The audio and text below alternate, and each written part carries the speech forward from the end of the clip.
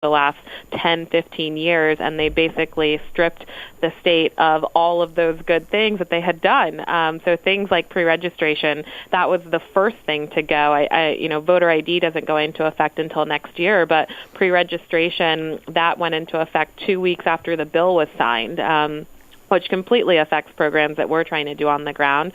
We actually just saw a young student in Elizabeth City, North Carolina. He was running for city council in the county, and the county election office there said that he could not run on the grounds that he did not meet the residency requirement, which when you extrapolate that actually means that he can't vote all of a sudden because it's the same requirement to run for office as it is to vote. So now all of a sudden this county is trying to say that any student that has like an out of state or out of, that city address can actually vote in that district, which is preposterous, and this poor young man luckily appealed the county's decision. They took it to the State Board of Elections, at which point they ruled on his behalf, and he just ran his campaign. This happened at the beginning of September, and he just won his election about a week ago, which is really awesome. He got the most votes out of any other person running for city council,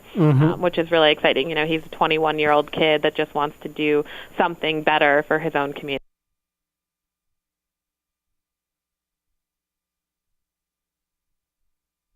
With your Working Virginia update, I'm Doug Cunningham. If taxes in Virginia are cut by $1.4 billion, the Office of Professional Employees International Union's Mario Seneca says that there are bound to be detrimental impacts on working Virginians. We don't know what he wants to cut and what he wants to do. It's nice of him to say we're going to cut taxes and it's not going to affect anything, but every time you decrease government revenue, you decrease the work that government can do, and we understand that the only entity that's big enough to stand up to corporations and protect workers' rights is the government, because corporations on their own would run amok and do whatever they want. Seneca says education could be severely impacted, and that's why the Democrat in the governor's race wants to take a different path.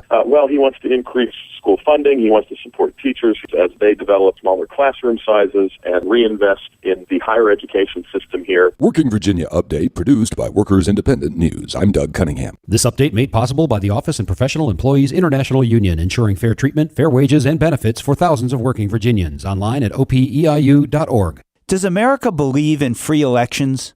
I'm Bill Newman, and this is the Civil Liberties Minute.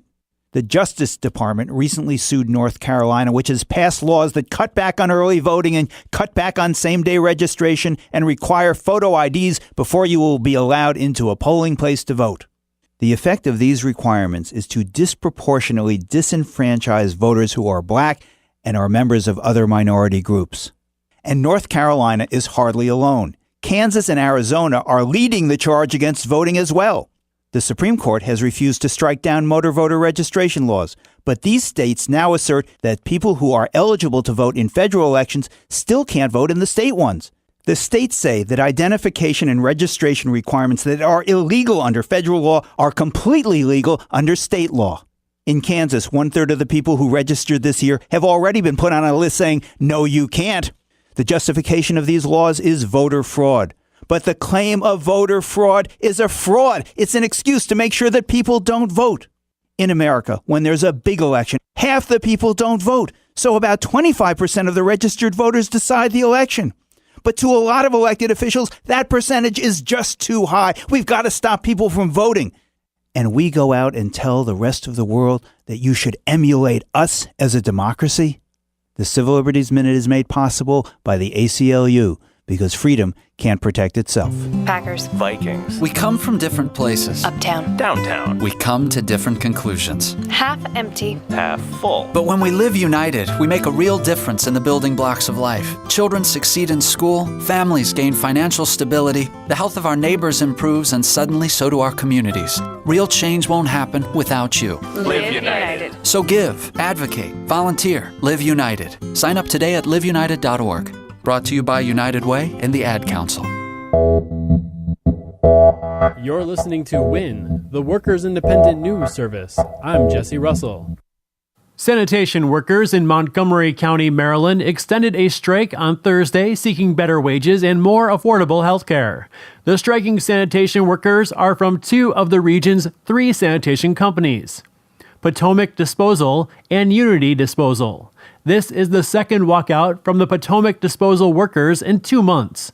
The previous strike was due to the company allegedly intimidating workers by threatening Latino workers with immigration enforcement. The company said the timing of asking employees to re-verify their immigration status was strictly coincidental, and they were following the advice of an attorney. Under the Affordable Care Act, about 25 states have accepted billions in federal funding to expand Medicaid. It means millions of people will have access to health care who previously didn't. Among the states who aren't yet moving forward is Virginia, but a bipartisan commission is studying the issue and will make a recommendation about the future of the program to the state legislature. From Richmond, Catherine Kump reports.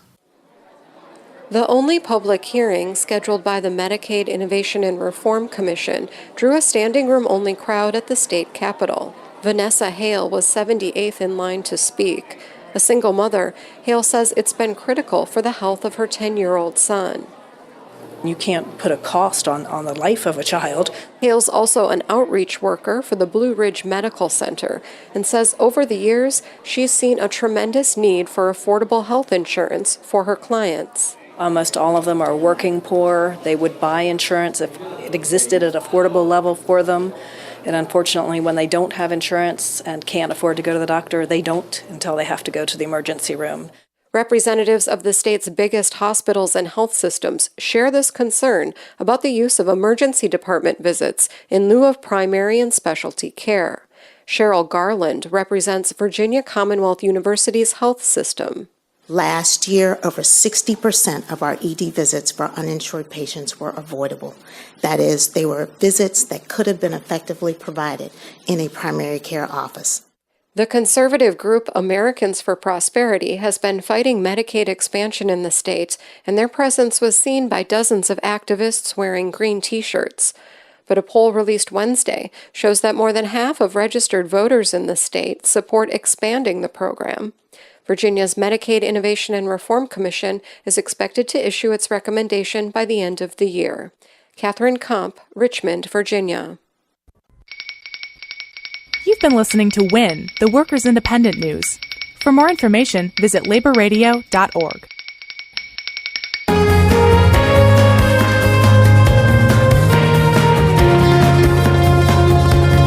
American citizens everywhere are demanding and supporting speedy and complete action.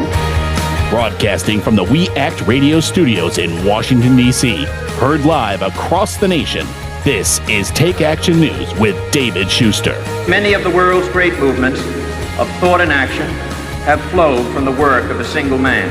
There is work to be done. The state of our economy calls for action, bold and swift, and we will act. We will take action when action is required.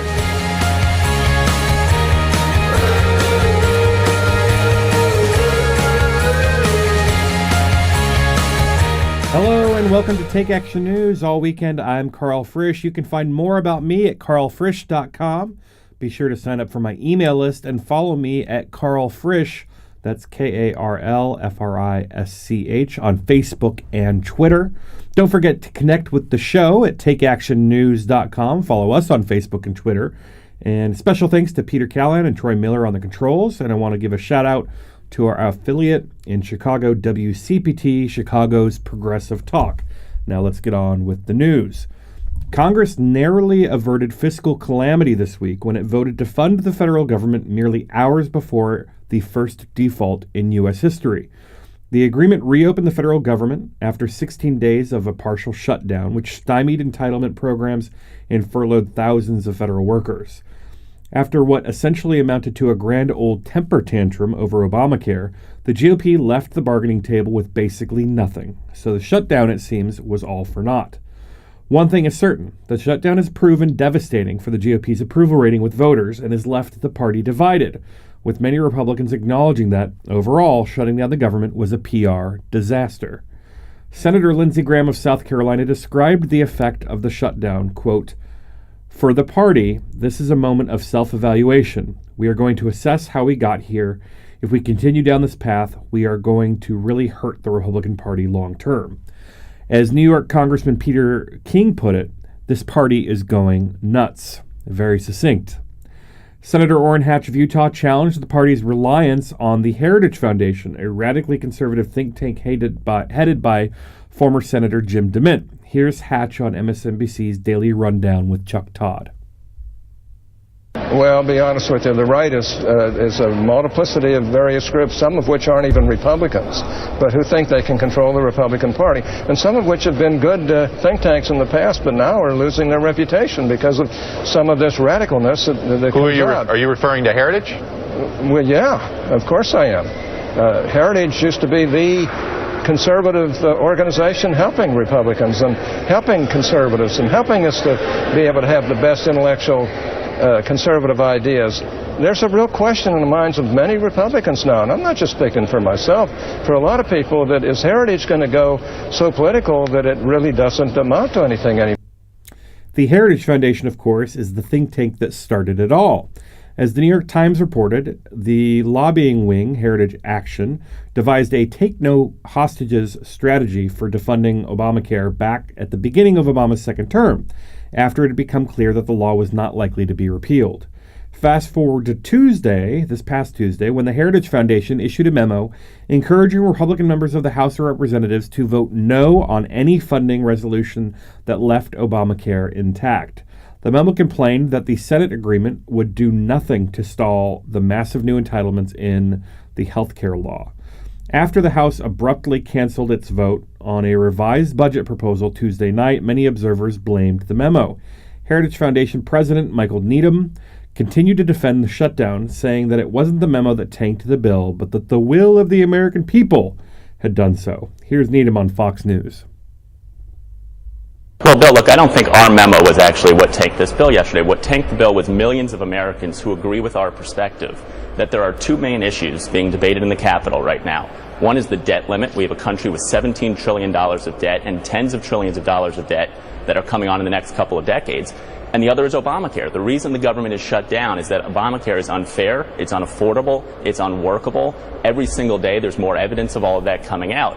And House Republicans have remained strong in saying we are not going to let this bill go forward. We're not going to allow this to be inflicted upon the American people, and we need to do something to delay it. Blah, blah, blah. This populist narrative has also been employed by Senator Ted Cruz, who framed the shutdown debate 3 weeks ago with his phony filibuster. Here's Cruz attempting to refute a reporter's observation that the GOP, quote, got nothing out of the shutdown. I disagree with the premise of that. I think we have seen a remarkable thing happen. Months ago, when the effort to defund Obamacare began, official Washington scoffed. They scoffed that the American people would rise up. They scoffed that the House of Representatives would do anything, and they scoffed that the Senate would do anything. We saw, first of all, millions upon millions of Americans rise up all over this country, over 2 million people signing a national petition to defund Obamacare. We saw the House of Representatives take a courageous stand, listening to the American people that everyone in official Washington just weeks earlier said would never happen. That was a remarkable victory. 2 million people, by the way, is almost 2% of the country. And here's Cruz claiming that the shutdown failed to end Obamacare because the Senate failed to follow the courageous lead of the far-right House of Representatives.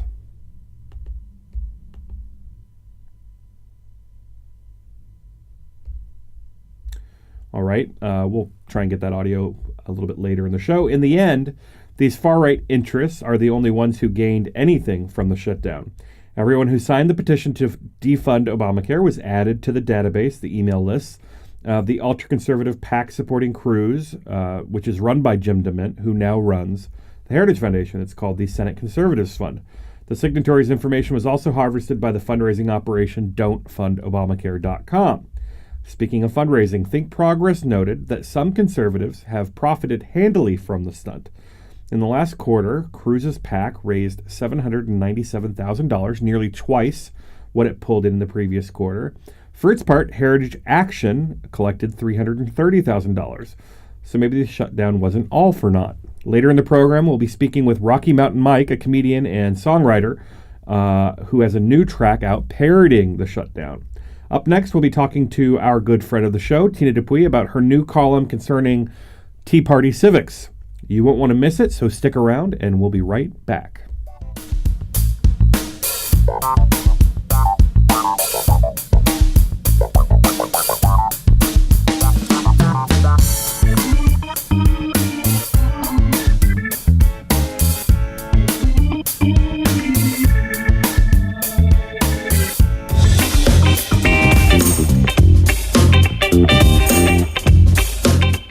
If you're planning to replace your Social Security card simply because you don't have it, you may not need to replace it at all. What's most important is that you remember your Social Security number. Remember during school how you memorized information and answers for tests? In the same way, you should memorize your Social Security number. Knowing your number is important, but having the card may not be. If you really do need to get a replacement card to show to an employer, it's easy to apply for a new one.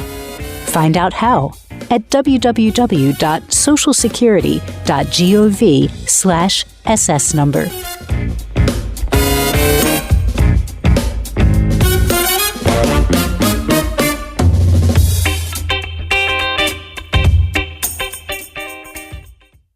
Sergeant Michelle Garcia served meritoriously in Iraq and has the medals to prove it. Soon after leaving the Navy, Lieutenant Chris Scott found a job, a home, and started a family of his own. Corpsman Richard Stokely took the skills he learned in Vietnam and put them to good use as a paramedic. But soon after leaving the military, each of these veterans fell on hard times and faced homelessness. Even after Michelle lost all her savings, even after Chris wasn't able to pay his mortgage, and even after Richard battled alcoholism for years, they each reached out for help when they needed it most. A simple phone call put them in touch with a trained professional from the Department of Veterans Affairs. That call got Michelle a place to stay until she could afford one of her own, put Chris in touch with employment assistance, and found Richard a substance abuse program. These veterans are success stories not only for how they were able to help others while serving their country, but for how they were able to let others help them. If you know of or are a veteran in need, make the call. Hey there, Matthew Filipovich here, host of the creatively titled Matthew Filipovich Show, which, by the way, you can hear every single Saturday from 8 a.m. to 10 a.m. right here on 1480 a.m. We Act Radio. Now, I'm going to be honest with you people, I'm not the smartest guy in the world, but I like talking to smart people who are smarter than me, some of the smartest, funniest, most badass progressives out there. People like Glenn Greenwald, Naomi Klein, Cenk Uygur of the Young Turks, Jamie Kilstein, Allison Kilkenny, Alan Grayson, Jeremy Scahill, Jim Hightower, and more. That's right, I said more. Don't believe me? Well, tune in to the Matthew Filipovich Show every single Saturday from 8 a.m. to 10 a.m. for some of the best in liberal talk, news, comedy, and interviews right here on 1480 AM We Act Radio. Friends, David Shuster here, and all of us at We Act Radio are so proud of our neighbors here in Southeast D.C., especially one of our partners, the Ark. The Ark is at 1901 Mississippi Avenue Southeast. It's the home to some of Washington's best, including the Washington Ballet, the Levine School of Music, Boys and Girls Club, and the Children's Health Project. All provide a number of programs and services within the very same facility. The Ark is also home to the Ark Theater, the only theater east of the river, which hosts a variety of dance, music, and theatrical shows each year. Almost everything you could want is at the Ark, so stop by and see them. The Ark, 1901 Mississippi Avenue in Southeast. For more information, visit the Ark's website, www.thearkdc.org, or call 202-889-5901. The Ark, part of Southeast D.C. Yes, I'm only a bill, and I'm sitting here on Capitol Hill. Well, it's a long, long journey to the capital city. It's a long, long wait while I'm sitting in committee. But I know I'll be a law someday. At least I hope and pray that I will. But today I am still just a bill. That's right. Just a bill on Capitol Hill. Things have gotten a little bit more complicated, perhaps. Since that was, first released probably, in the 1970s. One thing is clear. We don't pass many bills anymore. But our next guest, we're going to be talking to Tina Dupuy in just a bit, hopefully, if we can get her on the line. And she's got this great column. You should go to her website, tinadupuy.com, entitled How a Law Becomes a Bill. Basically a look at Tea Party civics. I mean, I don't know how long we've been in this fight over healthcare. It seems like most of my adult life now, but it's really only been the last 3 years since President Obama signed the Affordable Care Act into law. And for Republicans listening at home, the Affordable Care Act is Obamacare. And I realize that confuses you because your brain is the size of a pea, but the good news is Obamacare covers that. I know that it confuses you because when you look at polling, more of you like the Affordable Care Act than like Obamacare, and they're the exact same thing. So you're idiots, is what I'm saying. So it's been the law of the land for 3 years as we've been phasing in different pieces of it. So, one of the first things to phase in was the fact that kids who are 26 can be covered up to 26 years of age on their parents' insurance, which is a great thing. I mean, especially when you consider the state of the economy, given the Republicans, not wanting to help the president get more jobs going in this country. Unemployment is very high among young, and since we get our health care from our employers, a lot of these young people were being kicked off their parents' insurance at 24 years of age. So it's one of the great things about the Affordable Care Act is that young adults up to 26 years of age can continue to get health care from their parents. So as these different pieces have been phased in, over time, there's been like this clear campaign. You know how when you listen to conservatives talk about the Democratic Party, they call it the Democrat Party, and it's like hearing nails on a chalkboard. Because you'll hear somebody like Sean Hannity say, well, the Democrat Party wants to do X, Y, and Z. And then you remind them it's called the Democratic Party. And they say something like, there's nothing democratic about the Democrat Party, because they're juvenile. Well, it seems like something similar has been going on with the Affordable Care Act, which, as I said, has been the law of the land for going on 3 years. But you wouldn't know that by listening to right-wingers. They continue to say things like, we've got to get our hands on this bill or this legislation. Well, it's not a bill or legislation anymore. It's been the law of the land for going on 3 years, as I said. And Tina Dupuy writes, the President of the United States signed the Affordable Care Act, also referred to as Obamacare, on March 23rd, 2010. It then became a law. In March 2012, the Supreme Court heard a challenge to Obamacare. NFIB versus Sebelius, and on June 28, 2012, in a 5-4 decision, the court upheld the law. It was deemed constitutional by the people whose only function in government is to decide what it is and what isn't constitutional. Tea Party intellectual Rand Paul, note the dripping sarcasm there, wrote an op-ed this June titled, Obamacare is still unconstitutional 1 year after the Supreme Court approval, which is like saying just because it's a force that makes things fall to the earth doesn't make it gravity. Actually, Rand, it does. There's an old adage which says that it's better to be silent and thought a fool than to open your mouth and remove all doubt. Rand Paul is a man of no mystery. But Rand Paul is just symptomatic. It's a funny way to open a column. Rand Paul is really symptomatic of the Republican Party. He's not the only one that says this kind of stuff. There are innumerable examples of Republicans calling this law legislation. And I think part of it is because it's probably easier to confuse your simple-minded base Republican Party, that's you, that it's easy to get around Obamacare if you continue to tell people that it's a bill. It also confuses the heck out of people. If you look at public polling, when they ask people if the Affordable Care Act is the law of the land, if Obamacare is the law, a good chunk of Republicans think that the Supreme Court repealed it. A good chunk of Republicans do not know that the president signed it into law. And obviously, if I'm a 85-year-old geriatric sitting in an armchair with one ear listening to Rush Limbaugh and my deteriorated vision watching Fox News for the blonde eye candy, I'm going to believe that, and I'm going to be a lot more sympathetic and easy to part with my hard-earned retirement money to fund right-wing causes if I think that there's any hope of stopping this thing before it becomes a law.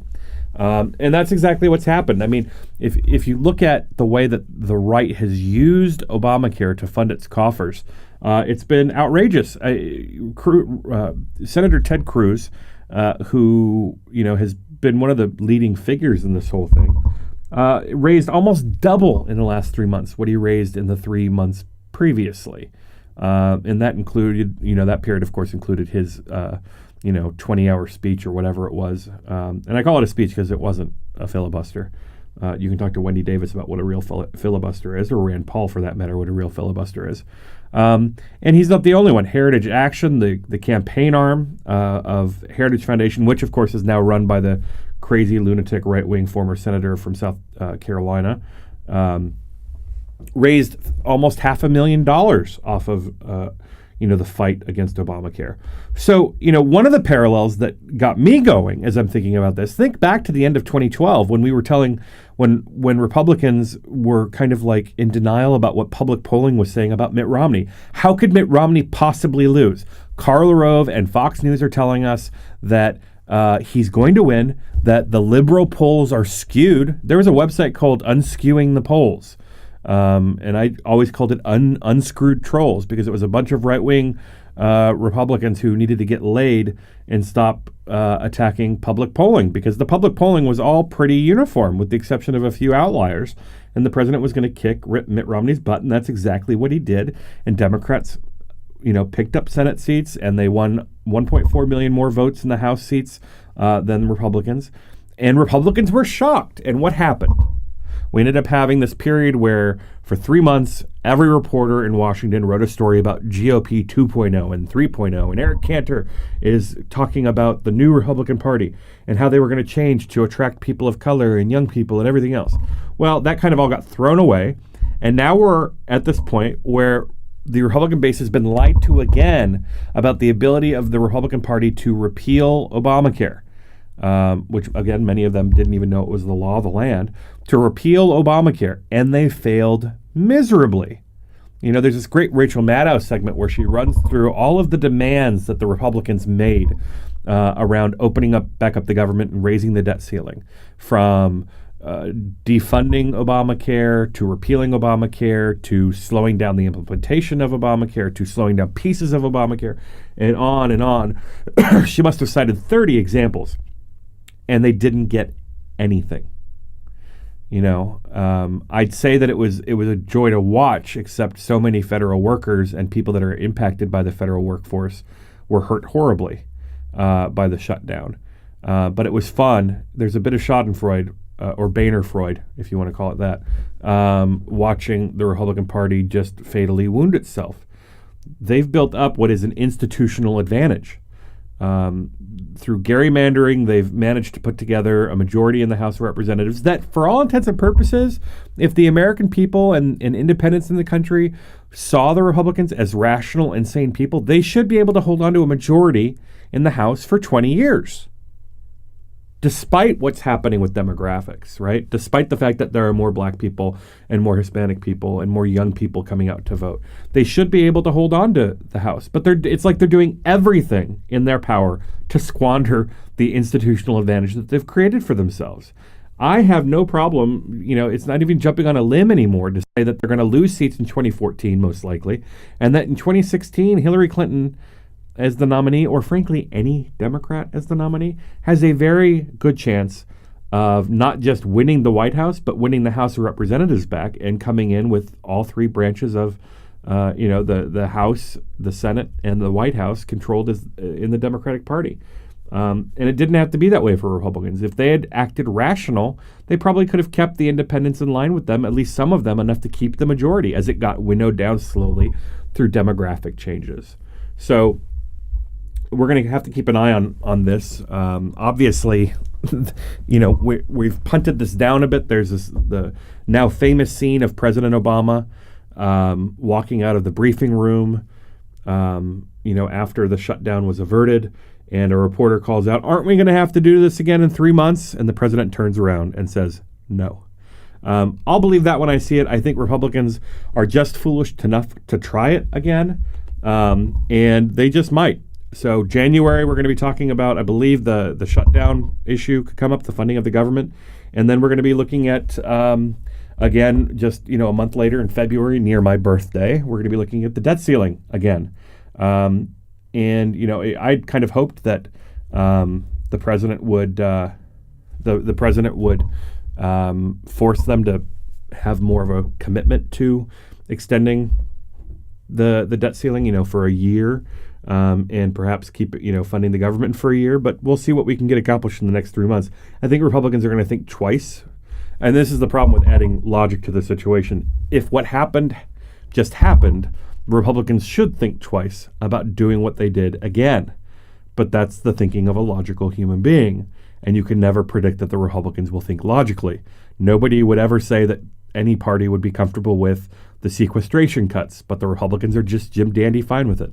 Nobody would ever say that any party would be okay with defaulting on our debt. Republicans are just fine with it. Nobody would ever say that shutting down the government is a good idea. Republicans are just fine with it. So we'll see what they say in January and February.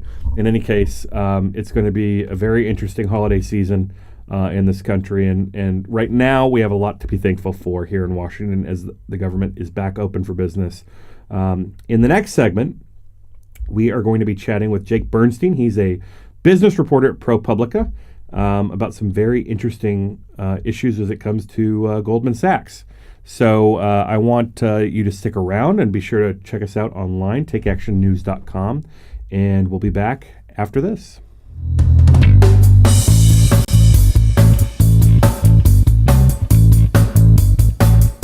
You're listening to Take Action News on We Act Radio, produced at the studios of WPWC 1480 AM in Washington, D.C., your nation's capital. I had a sore in my mouth that just wouldn't go away. And after a couple of weeks, I went to my doctor. A sore, lump, or thick patch in your mouth or throat could be a symptom of oral cancer. My doctor told me I was smart to come in. He said that oral cancer is more common in African American men than in any other group in the U.S. It turns out I did have oral cancer, but it was caught early and my treatment was successful. I'm glad I got it checked. That probably saved my life. If you're an African American man, you need to know about oral cancer. Visit a doctor or dentist if you see changes in your mouth that don't go away after 2 weeks. It's important to get an oral cancer exam because if you do have cancer, the earlier it's caught, the better. A message from the U.S. Department of Health and Human Services, National Institutes of Health.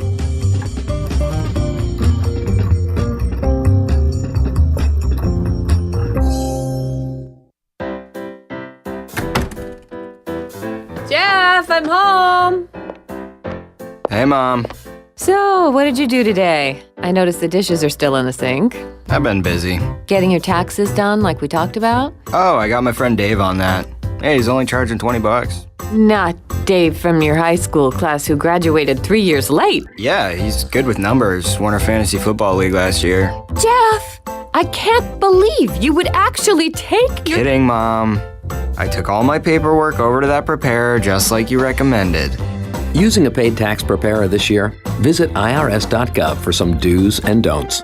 Like look for a preparer who has a preparer tax ID number and signs your return. Check out their qualifications and review your tax return before you sign it. Oh, Jeff, why do you do this to me? Mom, you're just so easy. irs.gov. It's the best tax tip of all. You know, this used to be a good neighborhood. Now it's a mess. You got all these polyps running around. Stick it in the devil.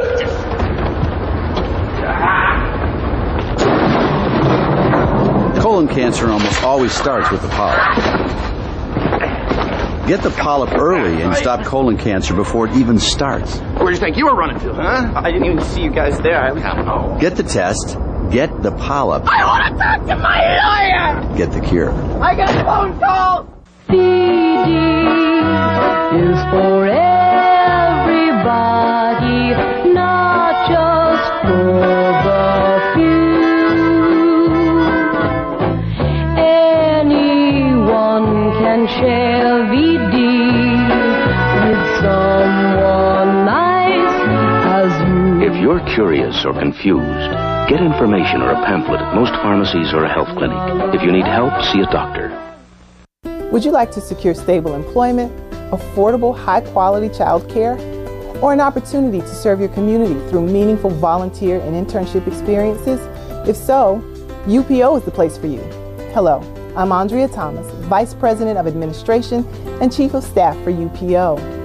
As the Community Action Agency for Washington, D.C., UPO has proudly served the residents of Washington for the past 50 years. Annually, we impact the lives of nearly 100,000 Washingtonians, 100,000 people advancing their education, securing employment, maintaining housing stability, and investing in their communities through volunteerism. Our vision is a Washington of thriving communities and self-sufficient residents. To learn more about our services and how you can partner with us or donate, visit us at www.upo.org. UPO, where we are uniting people with opportunities.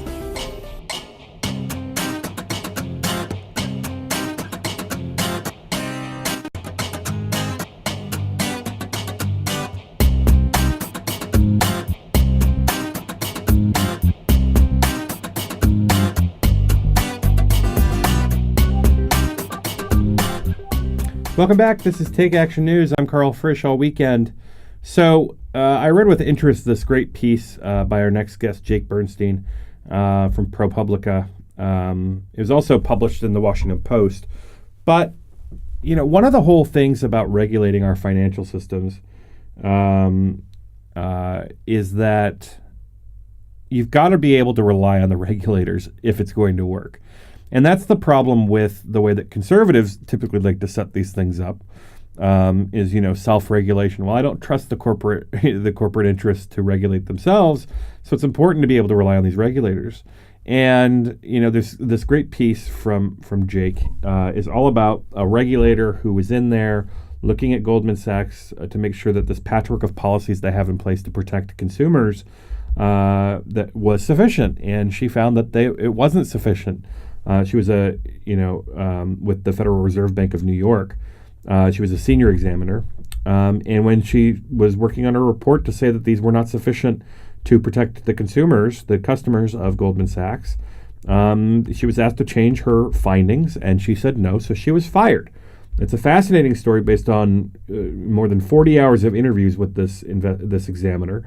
And I'm pleased to bring Jake on the show to chat with us now. Jake, thanks for joining us. Thanks for having me, Karl. So how do you walk us through this? Because it's rather fascinating. I mean, you rarely get to hear stories about the inner workings of the regulations and how the regulatory system works or doesn't work until somebody comes forward like this. So walk us through this woman's experience to the point at which she became what amounts to a whistleblower. Sure, Karl. So this woman was hired at the end of 2011 to be an examiner for the Federal Reserve. This was part of the Federal Reserve's efforts to step up their enforcement after the financial crisis. They were given a bunch more authority by Congress, and they're sort of the umbrella supervisor for the financial. For the financial industry, and particularly for these particularly big, complex financial institutions, so-called too big to fail. Well, yeah, and saying big and complex are understated to the least. But like, I can't think of terms that would describe them better. They are enormous. Yeah, they're they've got balance sheets that are bigger than small countries. Right. So she was hired as part of a group of they're called subject matter experts, and her subject matter that she had expertise in is legal and compliance. And what that means is sort of policies and procedures that the banks have in place so that they're complying with government regulations. For example, the government has lots of regulations about money laundering. You've got to do certain things to make sure that you're complying with money laundering regulations. And so her job was to sort of see how the banks were complying with this. And in particular, she was assigned to one bank, which was Goldman Sachs. And so, I mean, she's also looking to make sure that Goldman Sachs is, more concerned about its, consumers than about its own end, and not playing, both sides of one coin. But apparently that happens with regularity, and there weren't sufficient safeguards, is what she found, right? Well, these investment banks are so big, as we talked about. Conflicts are sort of inevitable. And that's sort of not a surprise. What the question is do they have policies and procedures in place to wall off the different parts of the bank so that they're not misusing clients' information, or they're not telling clients things, or that they're doing things that are purely in the interest of the bank and not in the interest of their clients, and the clients don't know about it. All of these kinds of things, they're supposed to have policies and procedures. And in particular, the Fed has pushed an idea that there needs to be a firm-wide policy on conflicts of interest, because these banks are so big that it's entirely possible that one division might be up to something that another division on the other side of the bank doesn't know, and there could be conflicts related to that. So they've got to have a policy that's sort of an umbrella policy for the entire bank, and that was one of the things that she was looking at. And yes, what she concluded with Goldman Sachs was that there were major problems with their conflicts of interest policies and procedures, and that they did not, in fact, have this umbrella firm-wide policy in the way that they were supposed to. Well, and with such findings, who would believe that she was fired? I mean, you would expect that Goldman Sachs would have all of these things straightened out, and that they'd be looking for people that would be more, leading them to more stringent pastures of regulation and compliance. Well, there's certainly, there's some subjectivity involved in these kinds of things, but Goldman has a reputation on Wall Street for definitely wading into areas where there are major conflicts of interest. And in particular, this bank examiner, Carmen Segarra, was told to look at one deal that was in the press at the time involving the merger of these two giant energy companies, El Paso and Kinder Morgan. And this is sort of a classic Goldman Sachs conflict of interest. Goldman Sachs was the advisor to El Paso and had been for quite some time. And then Kinder Morgan, which was trying to buy El Paso, Goldman Sachs had a $4 billion stake in the company. Well, and I mean, this tension is going to be there regardless, right? I mean, there's going to be a natural tension between those doing the regulating or checking up on the regulating and those being regulated, right?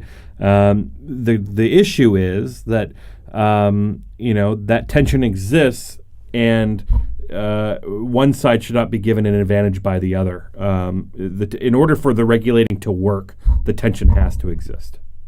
Yeah, I mean, this is a perennial question, and they, it sort of rises up to this idea of the captive regulator.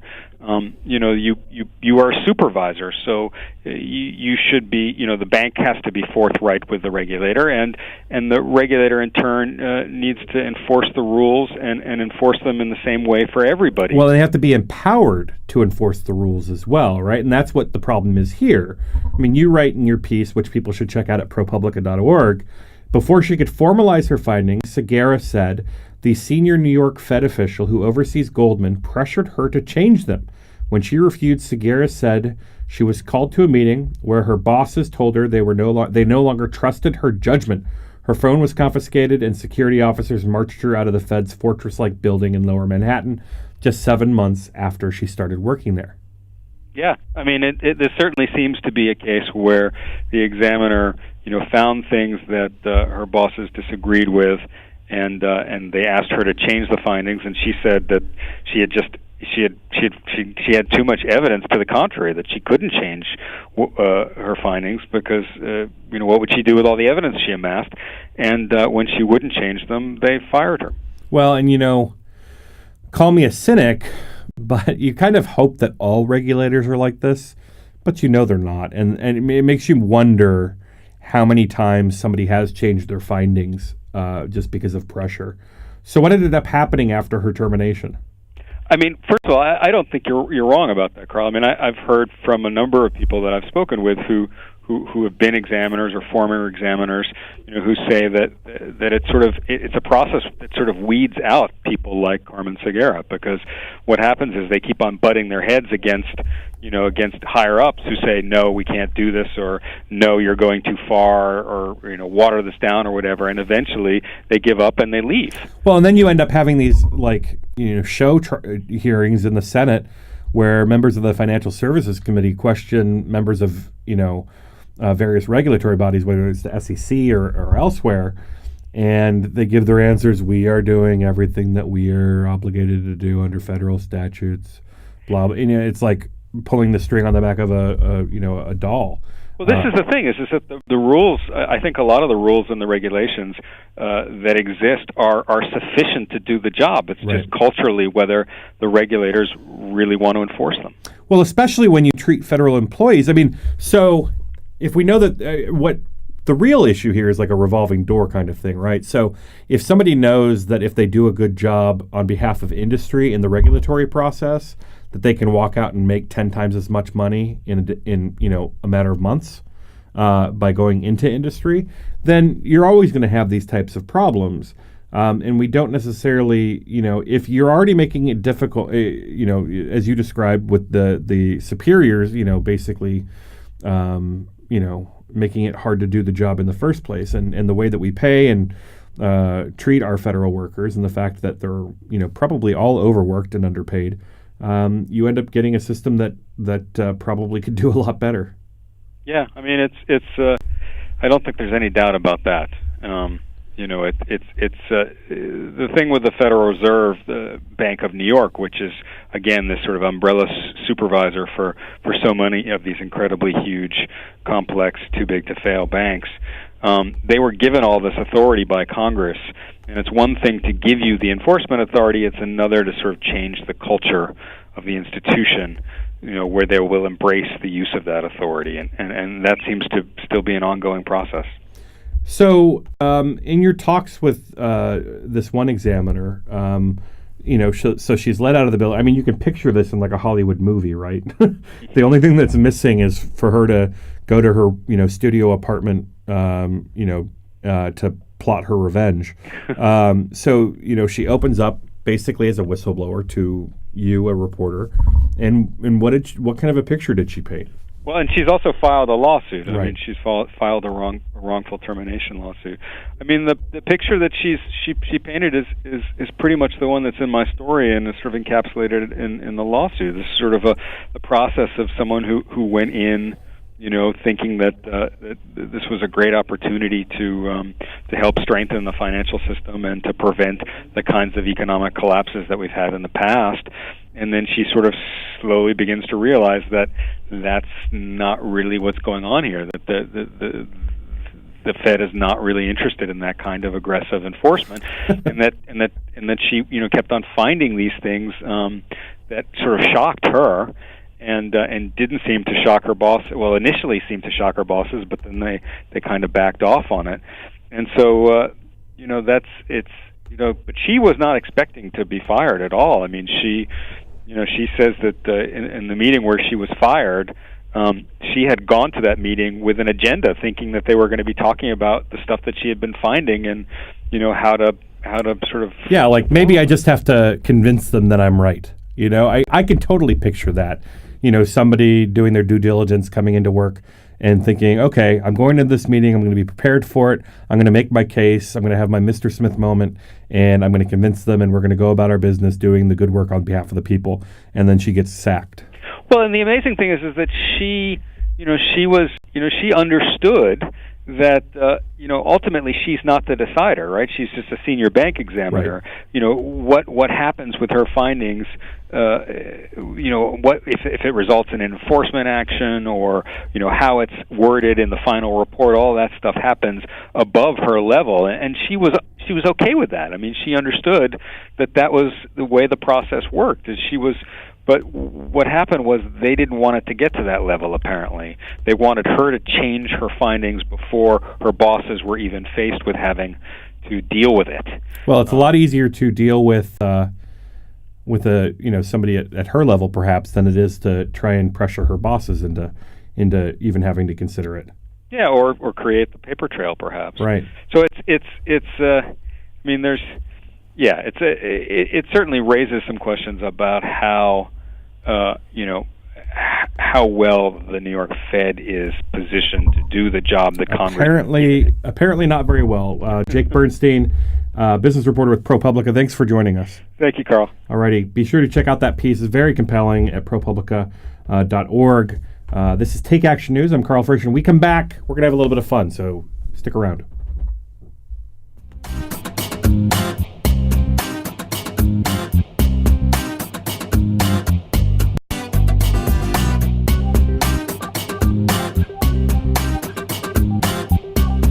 Say you want to go to college. Yay! A Big Ten college. But you don't want to feel like part of the, Is there an answer for you? Of course. Indiana University East. Go Red Wolves! Indiana University East. You'll get the quality of a Big Ten education in a small college setting. IU East offers more than 50 fields of study, from accounting to political science, taught by internationally recognized faculty with an average of 18 students per class. So it's not, student number 95A-6273, please report to. It's more like, hey, John, welcome to class. Best of all, you'll graduate with one of the most respected degrees anywhere, a degree from IU. Don't wait. Go to iue.edu. or call 800-959-EAST to arrange a visit to Indiana University East. IU. Focused on you. I had a sore in my mouth that just wouldn't go away. Education beyond high school. A path to opportunity and success for our young people. And the key to building a better life for themselves and ultimately their own children. But for many, all this is only a dream. Because the challenge of paying for education beyond high school seems to put this opportunity out of reach. But there is an organization that can help. Each year we award $80 billion in grants, low-interest loans, and work-study to students in colleges, trade schools, and professional schools. We are Federal Student Aid, part of the U.S. Department of Education. You can learn more by logging on to federalstudentaid.ed.gov. We may be able to help you realize your dreams, so don't get left behind. After all, the most costly education is the one not begun. Federal Student Aid. Start here, go further.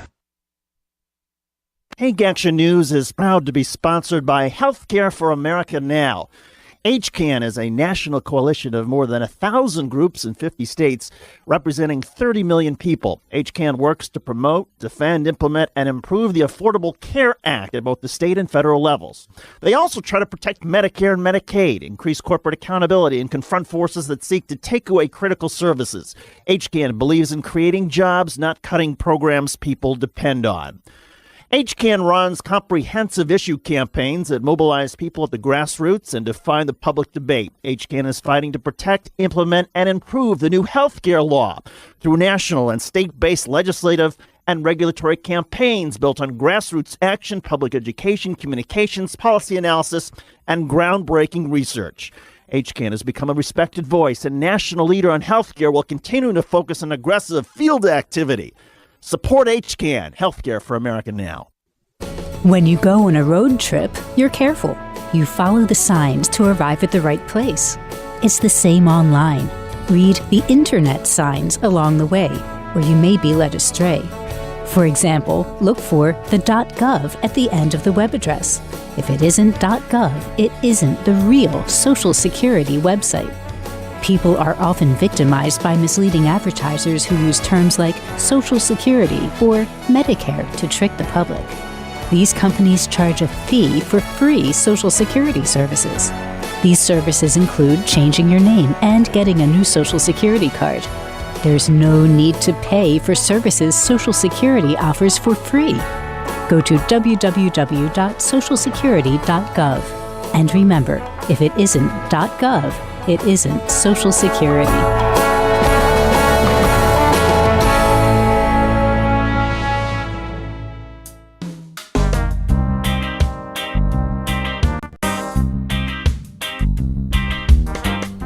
Welcome back. This is Take Action News. Let's have a little fun.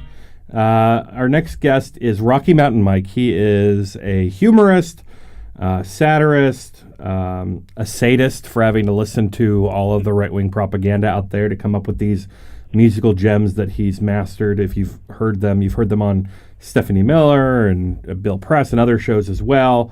Let's go ahead and play one of these gems. Rocky Mountain Mike, let's hit the audio. I was working on my healthcare.gov site when my eyes beheld an eerie sight, when some monsters from a house began to rise, and suddenly, to my surprise, they did the crash. They did the shutdown crash. The shutdown crash. It made them look like asshats. The shutdown crash. It might cause us to smash. They did the crash. It was the shutdown crash from my Oval Office. All right, that is the Shutdown Crash on the new album from Mike Hardiman, a.k.a. Rocky Mountain Mike. It's called Politically Incoherent. And joining us now to talk about this and how he comes up with these ideas, you have to be absolutely bonkers, I'm sure, to do it, is Mike Hardiman. Mark, how are you? Hi, Karl, and my best to Dexter. I appreciate it. I'm not sure how much people here at Take Action News know of Dexter. Dexter's my dog. You can follow him on Facebook and Twitter as well. I'm being serious. He has both, even though he has no thumbs to do either. So, Mike, tell us about Politically Incoherent. You've been doing these political parody songs for a while now. Yeah, for about 5 or 6 years. And I must correct you, that track we heard actually was not on the CD, because when we went to press, the shutdown was still just a gleam in Ted Cruz's eye at that point. So it's not on there, but there's a lot of it. There's 29 tracks on Only 29? Yeah. Exactly. Oh, jeez. So obviously you're still churning out new material. So you've been doing this for 5 or 6 years, you said, and I've heard lots of them on the Stephanie Miller program. How do you concept these things out? I mean, where do the ideas come from? There's like 2 or 3 main ways it works. Sometimes I'll just have in my head, like in the case of a parody song, I really like to do a parody of this song, and then I'll just wait until something comes along that really fits it, and I'll do that. Other times I'm just riffing on 1 or 2 phrases that are floating around.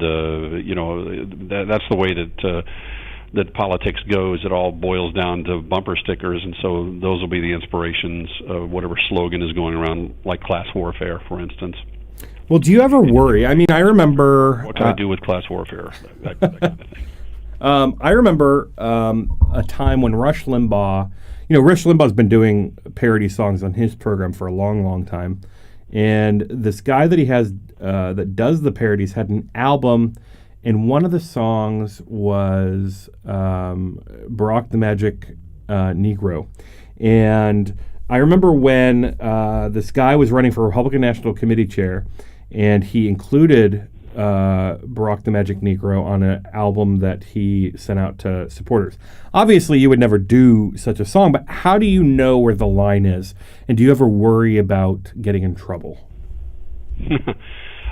It's funny, I actually got into a little bit of a Twitter fight the other day with someone about that very song, and his defense of it, he was a right-winger, his defense of it was, well, it was actually quoted in the liberal LA Times, so somebody used that phrase in an op-ed piece or something, and that was his justification. I'm like, well, it's actually it's actually the term Magic Negro, and I probably know far too much about this whole controversy, but the term Magic Negro is a term from film. When, if you think of the legend of Bagger Vance, for example, the unthreatening African American that comes up to save the day is where the terminology comes from.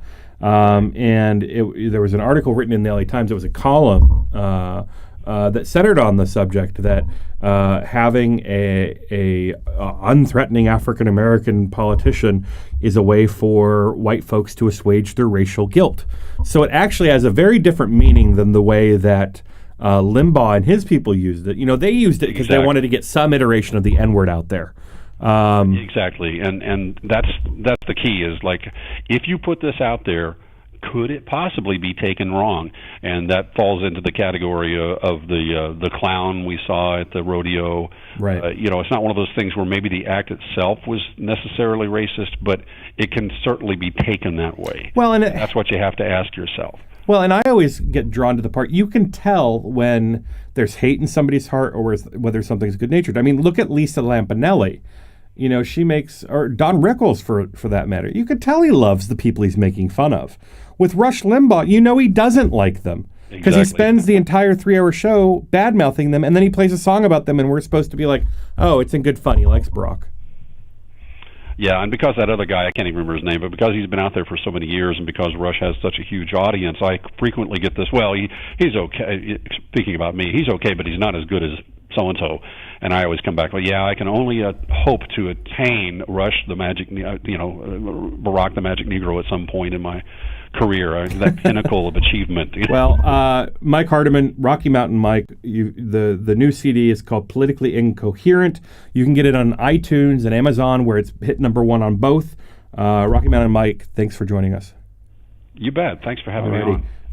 In the next hour, we've got a lot more great stuff to talk about, including the dumbest thing a Republican said all week. We had to sift through a lot of crazy. Stick around. I'm Gary Johnson, former governor of New Mexico. Last year, my state became the 12th state to allow medical use of marijuana by patients who are seriously ill. Some people were surprised that a Republican governor supports medical marijuana, but I'm hardly alone.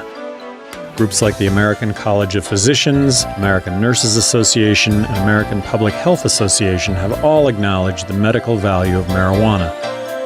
New research about medical marijuana is coming out almost every day, showing remarkable potential in all sorts of serious conditions, including cancer, AIDS, and chronic pain. But some in government still want to put politics and ideology ahead of public health. To learn more about medical marijuana and what you can do to help, contact the Marijuana Policy Project at 1-877-JOIN-MPP or visit them on the web at mpp.org. Thanks. You're listening to We Act Radio, WPWC 1480 AM, broadcasting live from Martin Luther King Jr. Avenue in D.C. You're listening to WIN, the Workers' Independent News Service. I'm Jesse Russell. Sanitation workers in Montgomery County, Maryland, extended a strike on Thursday seeking better wages and more affordable health care. The striking sanitation workers are from 2 of the region's 3 sanitation companies, Potomac Disposal and Unity Disposal. This is the second walkout from the Potomac Disposal workers in 2 months. The previous strike was due to the company allegedly intimidating workers by threatening Latino workers with immigration enforcement. The company said the timing of asking employees to re-verify their immigration status was strictly coincidental, and they were following the advice of an attorney. Under the Affordable Care Act, about 25 states have accepted billions in federal funding to expand Medicaid. It means millions of people will have access to health care who previously didn't. Among the states who aren't yet moving forward is Virginia, but a bipartisan commission is studying the issue and will make a recommendation about the future of the program to the state legislature. From Richmond, Catherine Komp reports.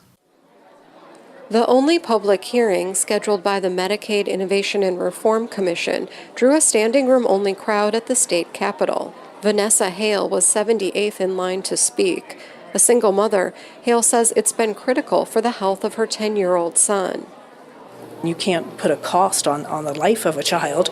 Hale's also an outreach worker for the Blue Ridge Medical Center and says over the years she's seen a tremendous need for affordable health insurance for her clients. Almost all of them are working poor. They would buy insurance if it existed at an affordable level for them. And unfortunately, when they don't have insurance and can't afford to go to the doctor, they don't until they have to go to the emergency room. Representatives of the state's biggest hospitals and health systems share this concern about the use of emergency department visits in lieu of primary and specialty care.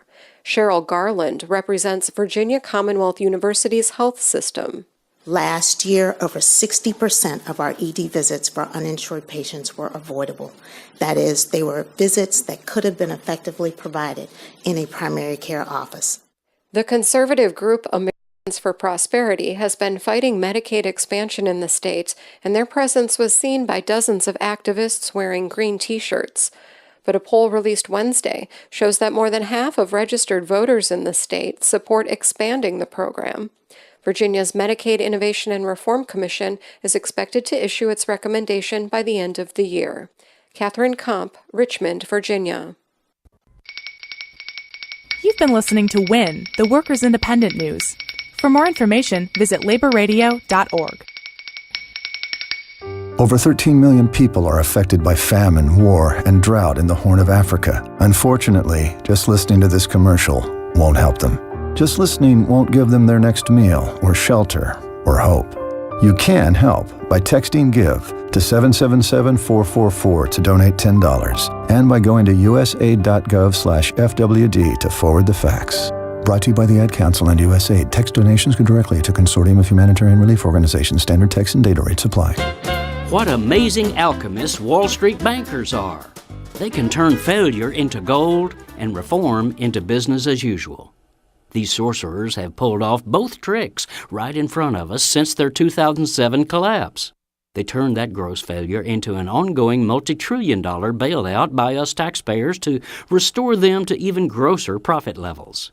Then, while the public howled for lawmakers to shackle their greed, these bewitching bankers reached into their magic hat and pulled out the massive Dodd-Frank reform law that, hocus pocus, adds up to the status quo. And, as a West Texas farmer once told me, status quo is Latin for the mess we're in. Wall Street's greatest deception is the claim that they're brave risk-takers who put their money into enterprises that create America's economic growth. Bovine excrement. One, as we've seen, they're not investing in enterprises. They're frittering away America's investment funds on ridiculous get-rich-quick gambling schemes. Second, they're not risking their money or that of their shareholders, but ours. When we deposit money with Chase, Bank of America, etc., we make a practically zero-interest loan to them that they take to global gambling tables.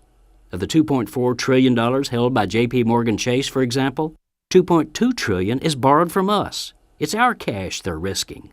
And when their convoluted gambles fail, as in 2007, everything collapses, and they'll run to Washington again, demanding a bailout. So the reform that matters is to make them put, say, half of their own money into each roll of the dice, rather than piling 90% of each risk on our backs. But does the Dodd-Frank reform law do that? No, it allows banks to stack 95% of their risk on us. This is Jim Hightower saying that is Wall Street's dirtiest trick yet. If you'd like more of Jim Hightower's real populism, check out the Hightower Lowdown. Jim's monthly newsletter gives you the real lowdown on which corporations, by name, are doing what to the middle class, our environment, and our democracy. Each month, the Hightower Lowdown brings you facts you didn't know, along with actions you can take to fight back. It also comes with a sense of humor. Hightower believes we can fight the gods and still have fun. Plus, get this, it's cheap. Only $15 brings you 12 issues a year. For real populism, go to hightowerlowdown.org.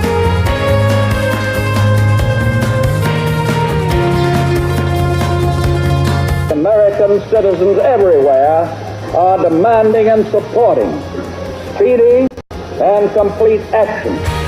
Broadcasting from the We Act Radio studios in Washington, D.C., heard live across the nation, this is Take Action News with David Shuster. Many of the world's great movements of thought and action have flowed from the work of a single man. There is work to be done. The state of our economy calls for action, bold and swift, and we will act. We will take action when action is required.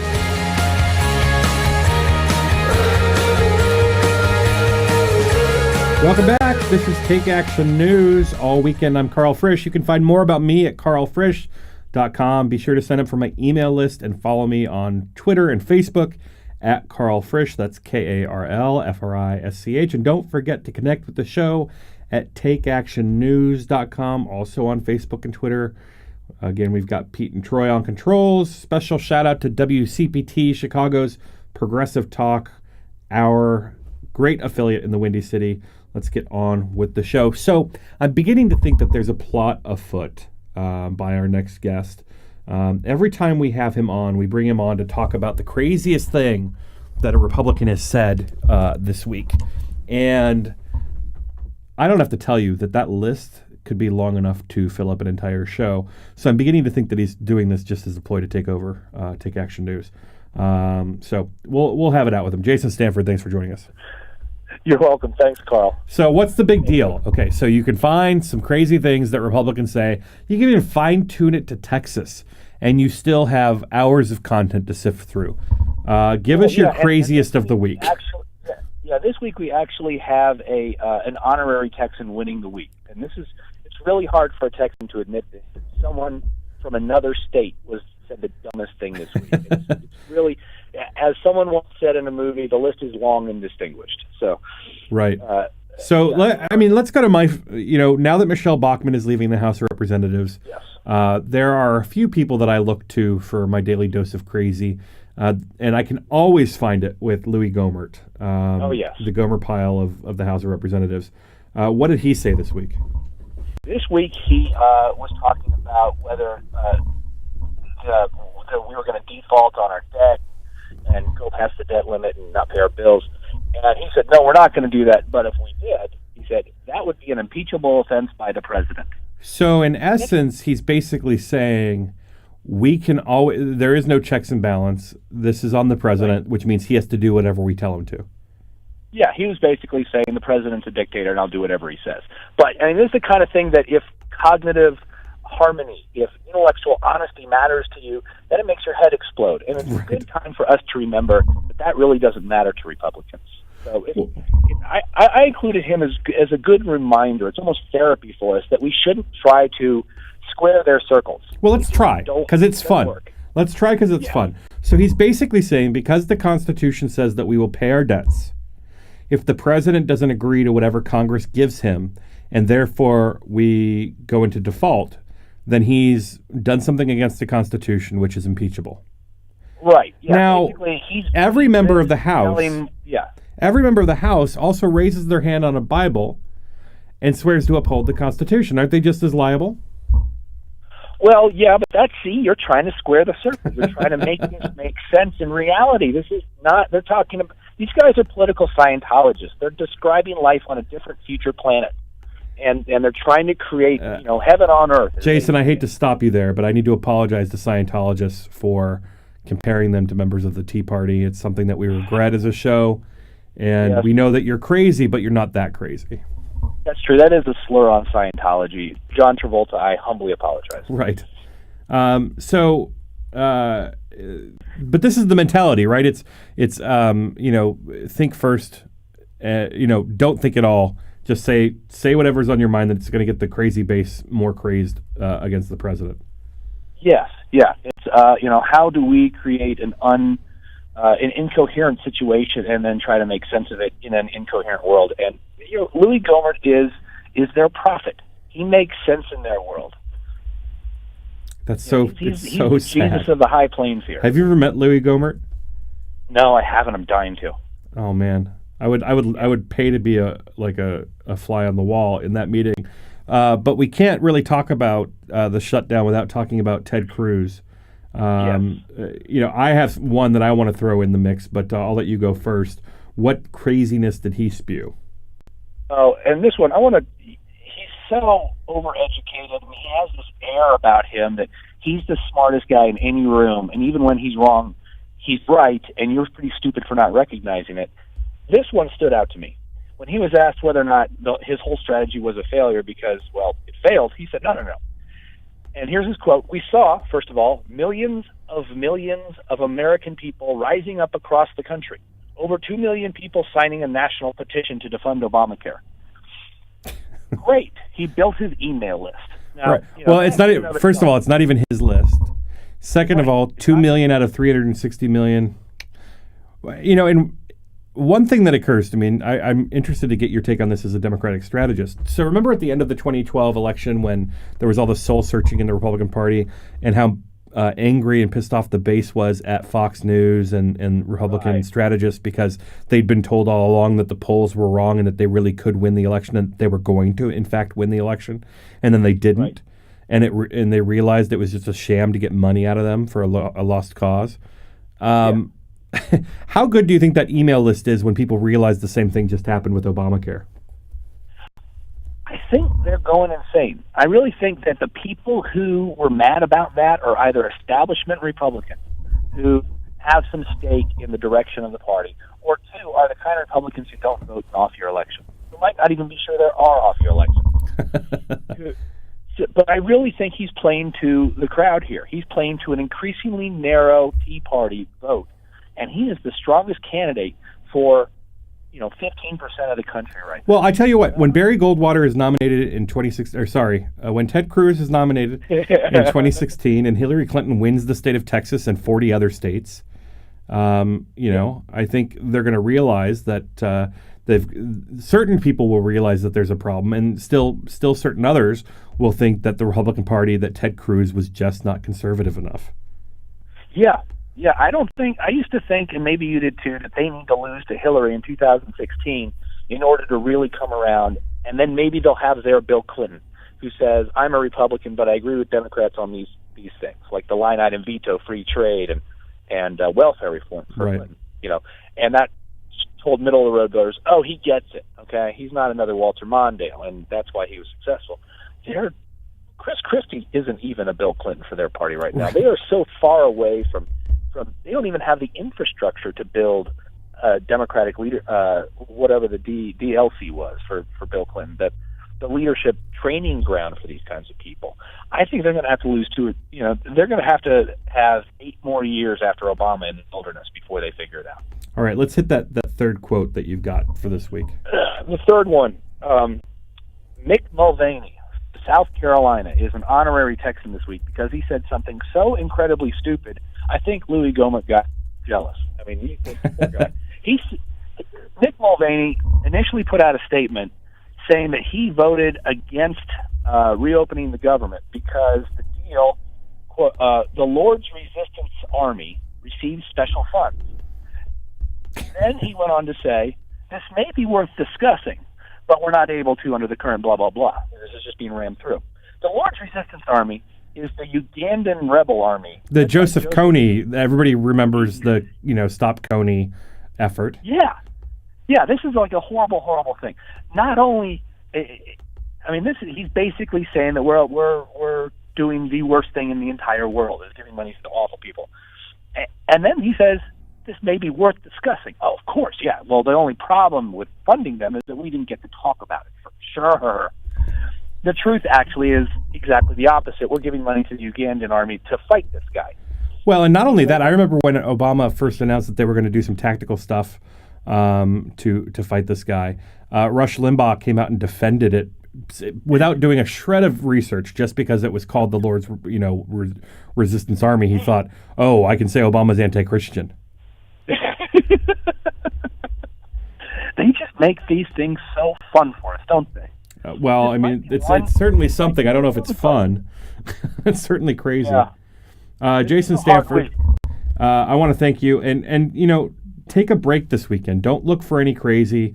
If you can possibly avoid it, avoid Fox News. Don't go to any Republican town halls. You deserve a break from looking for this craziness. Thanks, Karl. I will set down this burden for a while and pick it up again on Monday. All right. This is Jason Stanford. He is a Democratic strategist, syndicated columnist. You can follow him on Twitter at Jace, J-A-S, Stanford, and go to his website, jasonstanford.com. This is Take Action News. I'm Karl Frisch. And when we come back, we're going to talk about a right-wing judge with a gay porn past. So stick around. You won't want to miss it.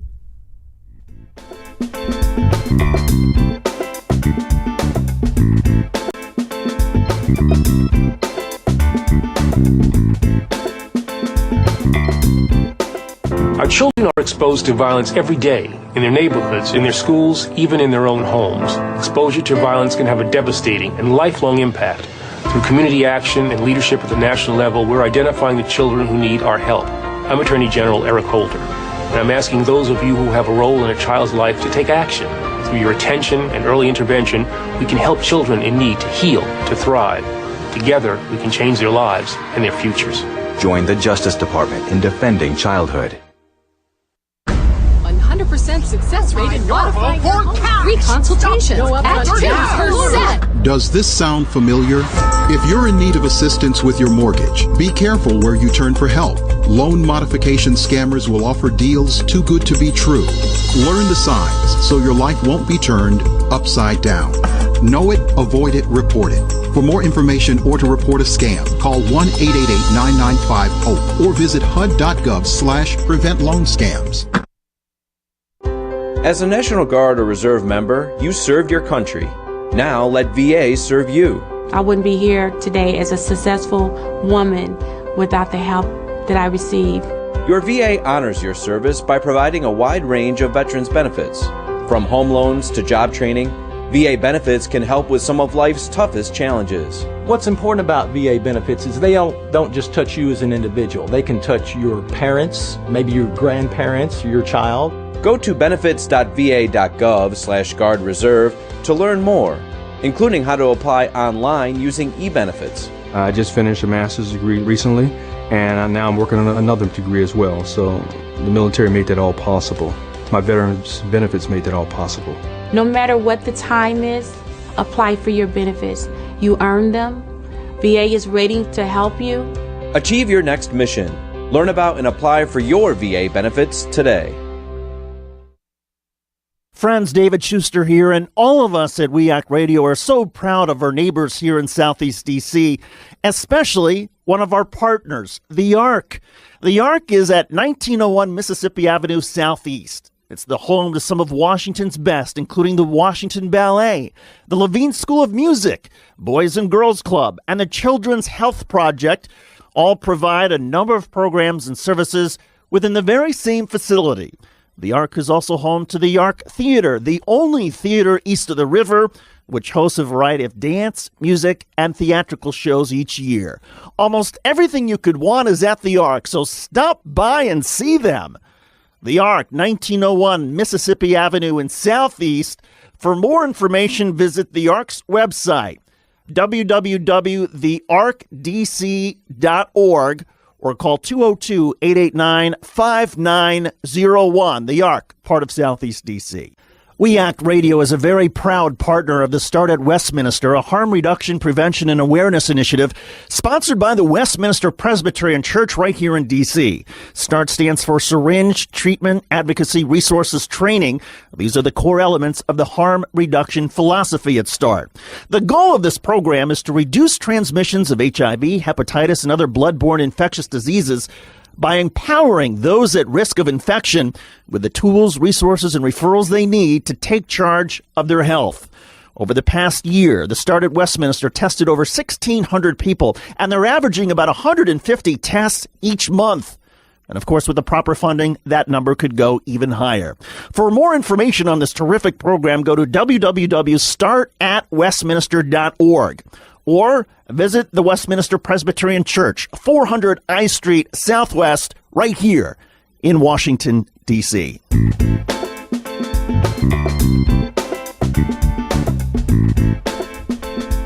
Welcome back. This is Take Action News. I'm Karl Frisch. I dropped Jason Stanford, our good friend, Democratic strategist out in Texas, syndicated columnist, before I got a chat with him about what's happening there in the governor's race. It's kind of fascinating how things have evolved in the state of Texas. So we got him over the break. We got him to come back on the show. Jason, thanks for coming back with us. No problem. So since we last spoke, Wendy Davis, the state senator from the Fort Worth area, former city council member of Fort Worth, has announced that she is going to run for governor. And folks will remember her from the filibuster to stop Rick Perry's efforts to basically make the right of women to choose their own healthcare decisions impossible in the state. I'm sorry, I didn't hear the question. Oh, well, open-ended. What's the reaction been thus far? Well, her announcement is, we're not used to Democrats down here agreeing with each other. Normally, we're kind of like the crab bucket. And when someone says, "Oh, I'll run for governor," then everyone spends the rest of the 2 years criticizing them. She has rolled this thing out to universal acclaim. So there's Democrats are in love with her. The whole party structure, everyone's lining up behind her. We haven't been this coordinated or collegial, I can't remember, since Ann Richards, and we weren't all that happy back then. Which was the last time a Democrat successfully ran for the governorship, 1990. Yeah. She's different, though. She's different than Ann Richards. Wendy Davis has this white-hot celebrity right now. Heck, they even joked about her on How I Met Your Mother. That really pretty character from Canada looked across the bar at another woman who was wearing running shoes and says, "What's she going to do, filibuster later?" I mean, this kind of, so Wendy Davis doesn't have to worry about raising money for name ID. She can spend all her time getting out the base and winning white suburban voters, and that's the whole election right there. That she can skip the name ID part in a state the size of France is about a $10 million savings. It's unbelievable. So her name ID is trumping that of, I guess, is his name Abbott, the Attorney General? I think so, yeah, it is. And, the online chatter, Progress Texas, this really great nonprofit down in Texas, did an analysis of the media benefit, the social media benefits that they got from their respective announcements. Wendy Davis far outshone his announcement. Long story short, more people are talking about Wendy Davis than are talking about Greg Abbott. Now, Greg Abbott is a prohibitive favorite. Make no mistake, she is going to have to change voting patterns in Texas to win. It is possible, but it's the hardest thing there is to do. Well, and talk to me about that. So, most of the big city mayors in Texas are Democrats. I can't think of any that are not. But yet, are there that many people that don't live in the big cities that just win these things every time? Let's make a distinction between the cities and the suburbs. Right. A lot of the reason that Dallas County right now is a Democratic stronghold is that white people move to the suburbs. I mean, not to be too blunt about it, but that is where the voters are in Texas, is the suburbs. And because of budget constraints, because they just didn't like us, Democrats kind of stopped talking to them for a long time. Unless there was a swing district in the legislative map, Democrats haven't been communicating to them for a long time. Now, these are round-earth Republicans. They believe in the spherical nature of our planet. They don't like what's happening on the State Board of Education when they're taking Thomas Jefferson out and putting Phyllis Schlafly into textbooks. They don't like that. They don't like closing abortion clinics. Kay Bailey Hutchison was a pro-Roe v. Wade Republican. Barbara Bush, Laura Bush, these are pro-abortion rights Republicans. That's the prototype of what we need to win. We just haven't been talking to them for a long time. The Wendy Davis thing got their attention. And if she can capitalize on that and let them know that she believes in what they believe in, free market competition, she believes in good public schools that don't have all this, political interference in them, well, then she might be able to lose that vote better. I mean, Ann Richards split the white suburban vote among women. That would be huge. What we've usually been getting among white suburbanites is 25%.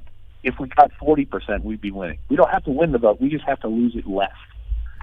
Well, and the low bar, but it's the whole ballgame. Well, and there's certainly been a lot of chatter about, I mean, obviously there's interesting things happening in the big cities. People may not know that Houston, which is one of the nation's largest cities, is the mayor there is a white lesbian woman who's a Democrat. Yep. The Dallas County sheriff is a Hispanic woman, lesbian, Democrat. Yep. There's a lot of interesting elected officials there, and yet this problem of winning statewide has persisted for going on 2 decades. Are the fundamentals there beyond being? I mean, there's much to be said for yes. Wendy Davis probably has to convince a lot more white suburbanites to vote her way. Are the other fundamentals in place? Is there, after losing this many statewide races, does the Texas Democratic Party or whomever have the fundamentals, a good field operation, precinct captains, those kinds of things to try and, take advantage of the position that Wendy Davis is in? Right. The good news, the paradoxically good news, is that we don't. We haven't been trying for a long time, so there is no infrastructure to keep screwing it up. So Jeremy Byrd, who was Obama's national field director, he made it his mission after the election to come down to Texas and build with, battleground Texas. He wants to turn Texas into a battleground state by just getting the people who are like Democratic voters down here to go vote. There are, I think, 3 million. Yeah, there are millions of people that probably fit our profile that aren't turning out to vote in the state of Texas. Jason Stanford, Democratic strategist out there in Texas. He's also a syndicated columnist. Find him online at jasonstanford.com.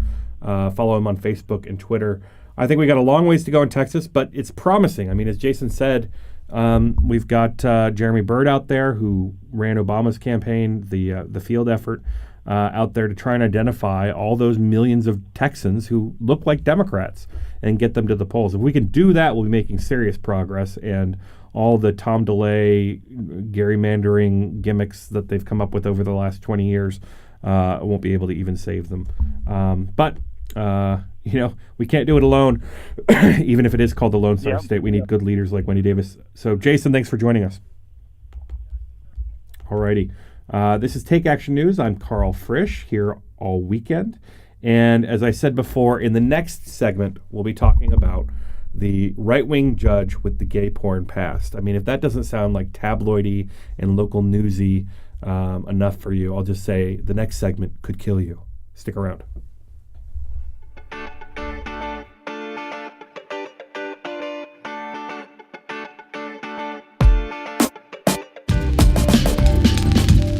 You're listening to We Act Radio, WPWC 1480 AM. Now get out there and do something.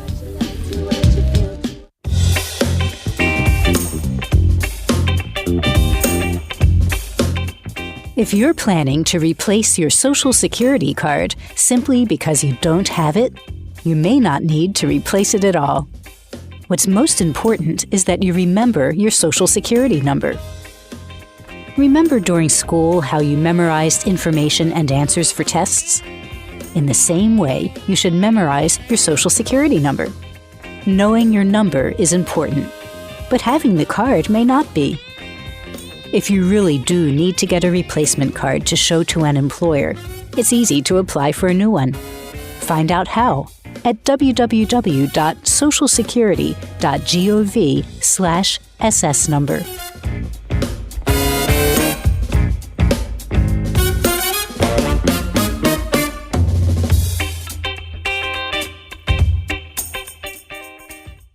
Say you want to go to college. Yay! A Big Ten college. But you don't want to feel like part of the, well, you know. Is there an answer for you? Of course. Indiana University East. Go Red Wolves! Indiana University East. You'll get the quality of a Big Ten education in a small college setting. IU East offers more than 50 fields of study, from accounting to political science, taught by internationally recognized faculty with an average of 18 students per class. So it's not, student number 95A-6273, please report to. It's more like, hey, John, welcome to class. Best of all, you'll graduate with one of the most respected degrees anywhere, a degree from IU. Don't wait. Go to iue.edu. or call 800-959-EAST to arrange a visit to Indiana University East. IU. Focused on you. Take Action News is proud to be sponsored by Healthcare for America Now. HCAN is a national coalition of more than 1,000 groups in 50 states, representing 30 million people. HCAN works to promote, defend, implement, and improve the Affordable Care Act at both the state and federal levels. They also try to protect Medicare and Medicaid, increase corporate accountability, and confront forces that seek to take away critical services. HCAN believes in creating jobs, not cutting programs people depend on. HCAN runs comprehensive issue campaigns that mobilize people at the grassroots and define the public debate. HCAN is fighting to protect, implement, and improve the new health care law through national and state-based legislative and regulatory campaigns built on grassroots action, public education, communications, policy analysis, and groundbreaking research. HCAN has become a respected voice and national leader on health care while continuing to focus on aggressive field activity. Support HCAN, Healthcare for America Now. Hello, my name is Jim Gray, and I am a judge of the Superior Court in California and a former federal prosecutor in Los Angeles. I would like to talk to you for a moment about marijuana. Did you know that since the federal government first banned marijuana in 1937, usage in this country has actually gone up by about 4,000%? Or did you know that in the Netherlands, where adults are allowed to possess small amounts of marijuana and buy it from government-regulated businesses, fewer adults and fewer teenagers smoke marijuana than here in our country? Or that an American is arrested on marijuana charges every 38 seconds? If you are wondering if any of this makes sense, you are not alone. To find out more, contact the Marijuana Policy Project at 1-877-JOIN-MPP or visit them on the web at mpp.org. Thank you, and good luck to us all.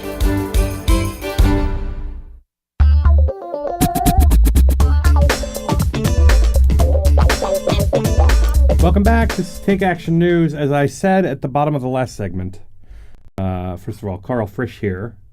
As I said at the bottom of the last segment, this segment would be about the right-wing federal judge with the gay porn past. And I should say, allegedly a gay porn past, because it's the work of one investigative journalist that is digging into this story, and it seems like there's new developments every few days.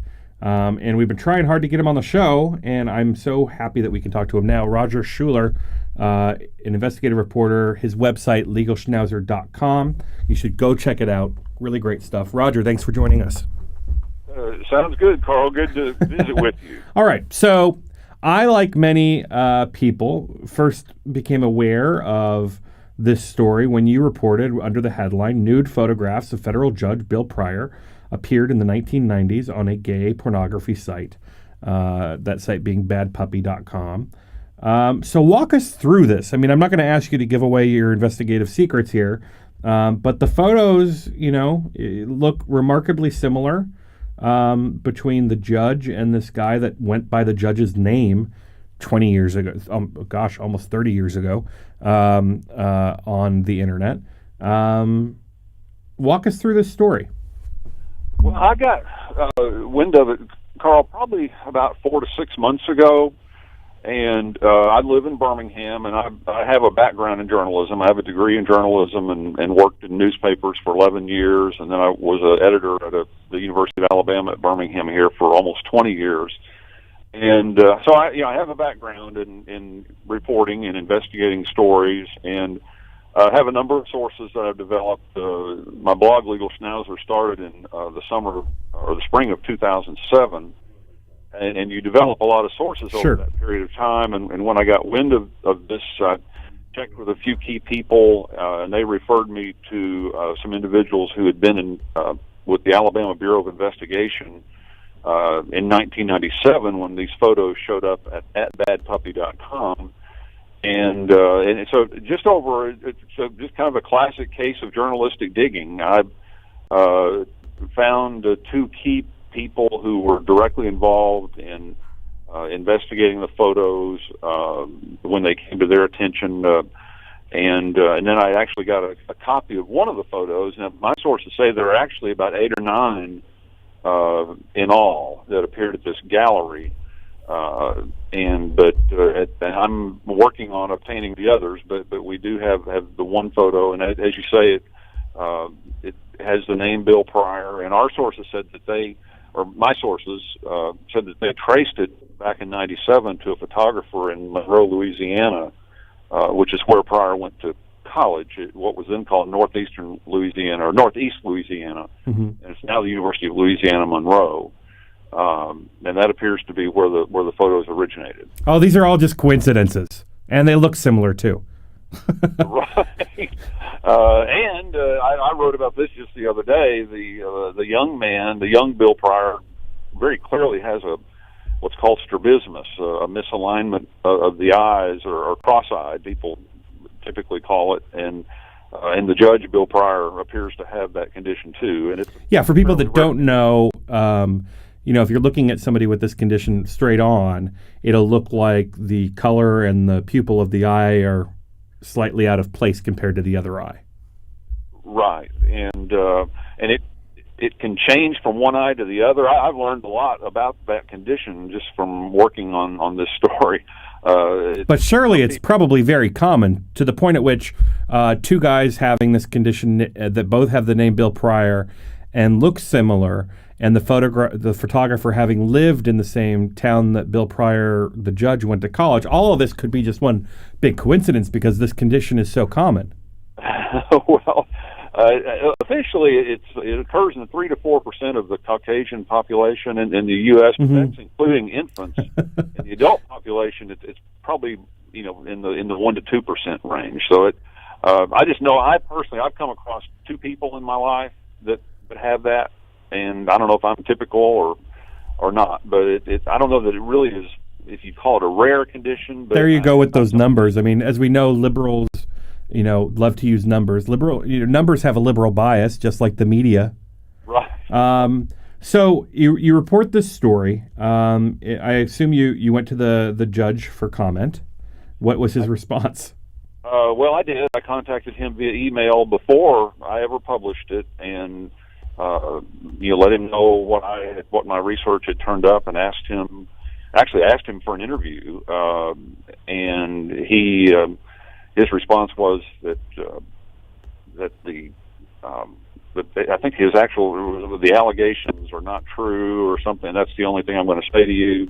Please don't contact me again. And I did contact him again because his answer made no sense. I said, these are photos. They're not allegations. Right. And then his next response was, well, that's not me, and don't contact me again. And so, and then a reporter named Andrew Craig from Washington, D.C. also contacted him, and he had a young woman who's a former law clerk of his and now works at a law firm in D.C. just issue a press statement, I guess you'd call it. But he's not taking questions on it.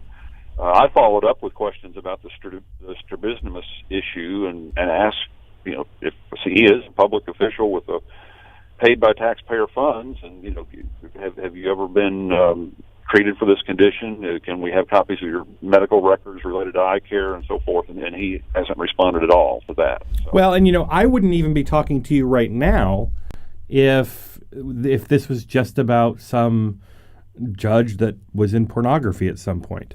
But it's not just about that. This is about hypocrisy, and that's an important issue to me.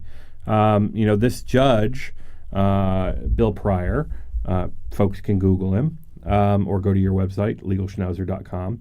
This judge is virulently anti-gay and homophobic, and that's a problem for me. Well, that's where it really comes in. He's not only anti-gay, he's just about as right-wing as you can get in all of his public statements, and whether it's he did a brief when he really had no business doing it on the sodomy law case in Texas. It came out at his Senate confirmation hearings that he and his wife, they have 2 daughters, postponed or rescheduled a trip to Disney World in Florida when they discovered that it was on the same weekend as, I think it's called Gay Days down there. And then on just all, I think, prayer in school. Well, so we know he's extremely conservative, and one of the things that I found interesting in your piece, people know the story of Don Siegelman, the former governor of Alabama, and oddly enough, Bill Pryor seems to have a pretty important role in the governor being behind bars these days. Oh, the critical role. The Pryor was appointed Attorney General in 1997. In early, I think January or February of 1997, and these photographs came not to public attention, but came to the attention of ABI officials in September of that year. And then Don Siegelman was elected governor in 98, and almost the minute he sat down in his chair at the governor's office, he was investigated by Bill Pryor.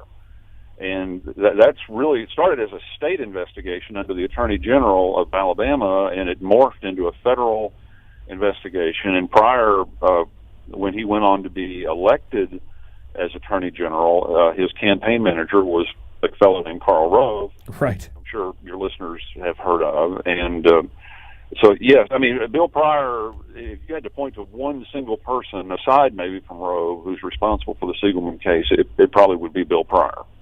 Coincidental. It's absolutely insane, these tentacles that all kind of fit together. And, you know, when you refuse to talk, Judge Pryor, that's when conclusions get drawn. I think he should sit down with you and answer these questions. You know, that's the only way to get to the bottom of this. You know, if it's not him, then he can prove it's not him. And I tell you what, this is going to be an ongoing problem as we move forward technologically. Young people today, you know, I bet the genitalia of every high school student in the country has been exposed over the internet because of things like Snapchat and other things. And this is going to be a big problem for you know, future politicians across the country. So it's, you know, all the more troubling for, you know, right now when it happens because it's so rare.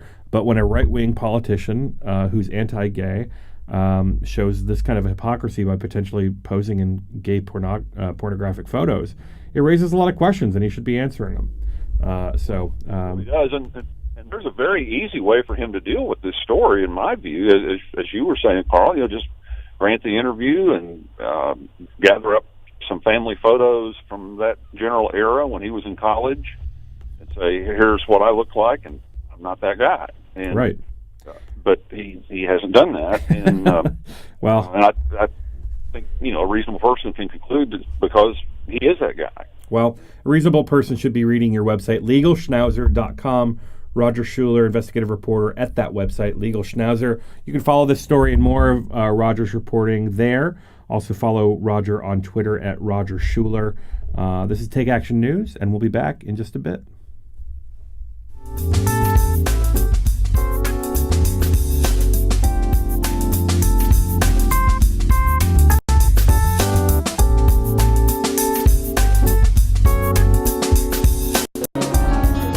Education beyond high school, a path to opportunity and success for our young people, and the key to building a better life for themselves and ultimately their own children. But for many, all this is only a dream, because the challenge of paying for education beyond high school seems to put this opportunity out of reach. But there is an organization that can help. Each year we award $80 billion in grants, low-interest loans, and work-study to students in colleges, trade schools, and professional schools. We are Federal Student Aid, part of the U.S. Department of Education. You can learn more by logging on to federalstudentaid.ed.gov. We may be able to help you realize your dreams, so don't get left behind. After all, the most costly education is the one not begun. Federal Student Aid. Start here, go further.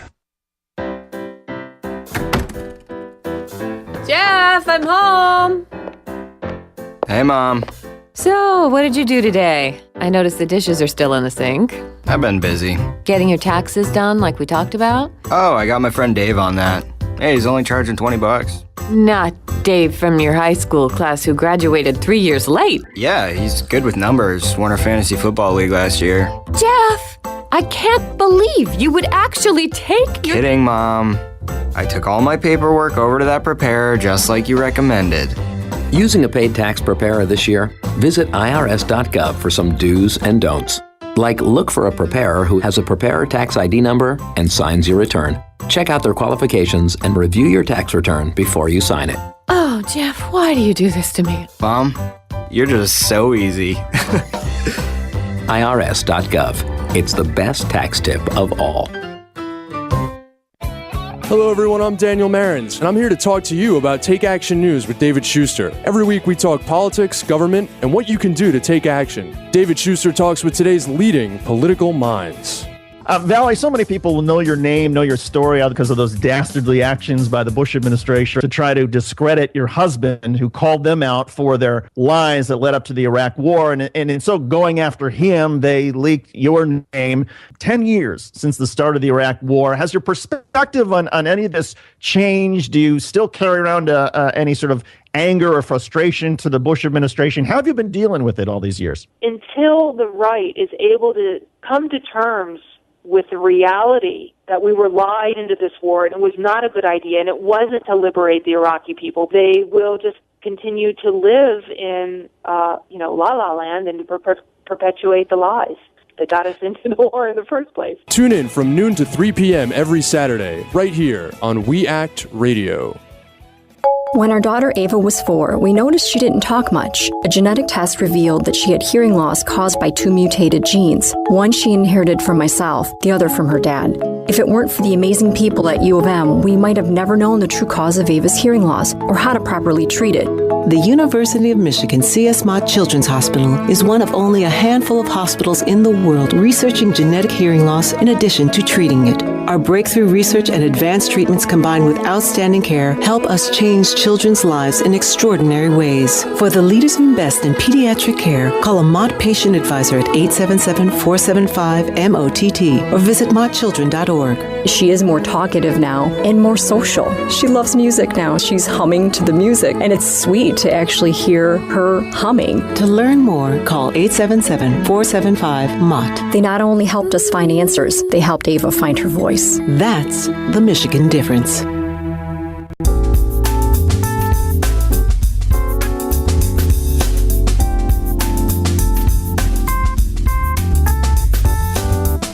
Welcome back. This is Take Action News. I'm Karl Frisch. All afternoon, you've got to look at these stories as they're coming out, because when you've got things like Snowden and the whole issue of Aaron Swartz and his persecution, frankly, by the federal government, there's a need to really look out for whistleblowers.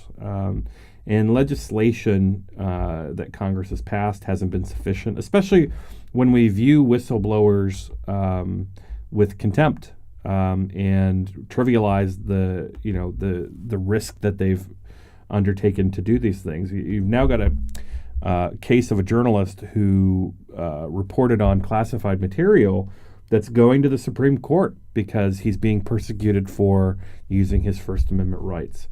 But there are organizations like Freedom of the Press Foundation that are stepping into the void to protect these journalists, to protect these sources, these whistleblowers, by continuing the work of Aaron Swartz. He had this thing called Secure Drop, which made it impossible for groups like the NSA to determine when sources were giving information to reporters. So I wanted to chat a little bit about that.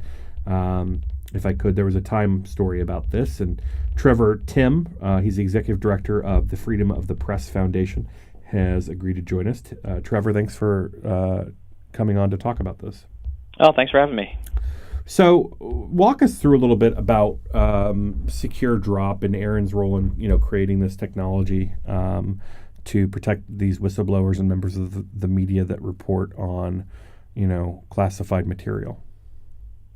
Sure. So, Aaron tragically died in January, right. But actually one of the last projects he was working on was this Secure Drop project. Then it was known as Dead Drop. And for about, all of 2012, he was working on creating a sort of anonymous submission system that whistleblowers and sources and leakers could submit documents to journalists online without leaving the normal digital trail they always leave that sometimes ends up with whistleblowers being prosecuted. Mm-hmm. And the first iteration of Dead Drop and Secure Drop was actually used by the New Yorker. They set theirs up in March, but the system needed a lot of upgrades. There was a security audit done of it, and there was a few problems, and there was really there really needed to be somebody who's watching over this at all times. And so Freedom of the Press Foundation decided to take over the project from Kevin Paulson, a Wired journalist, about last month. And we've been slowly making updates on it, and we're actually going to start sending out somebody to help media organizations install it soon. So hopefully there can be dozens of media organizations using this product instead of one. Well, and there seems to be, it seems to me that there might be a real-world application here for everyday users too, given the net that the NSA has on communication and whatnot. What kind of interest have you seen from members of the press when it comes to the tool? Oh, I think that there's been great interest. We actually have about a half a dozen news organizations lined up to install it, and then actually since we've launched, we've had about another dozen contact us with strong interest.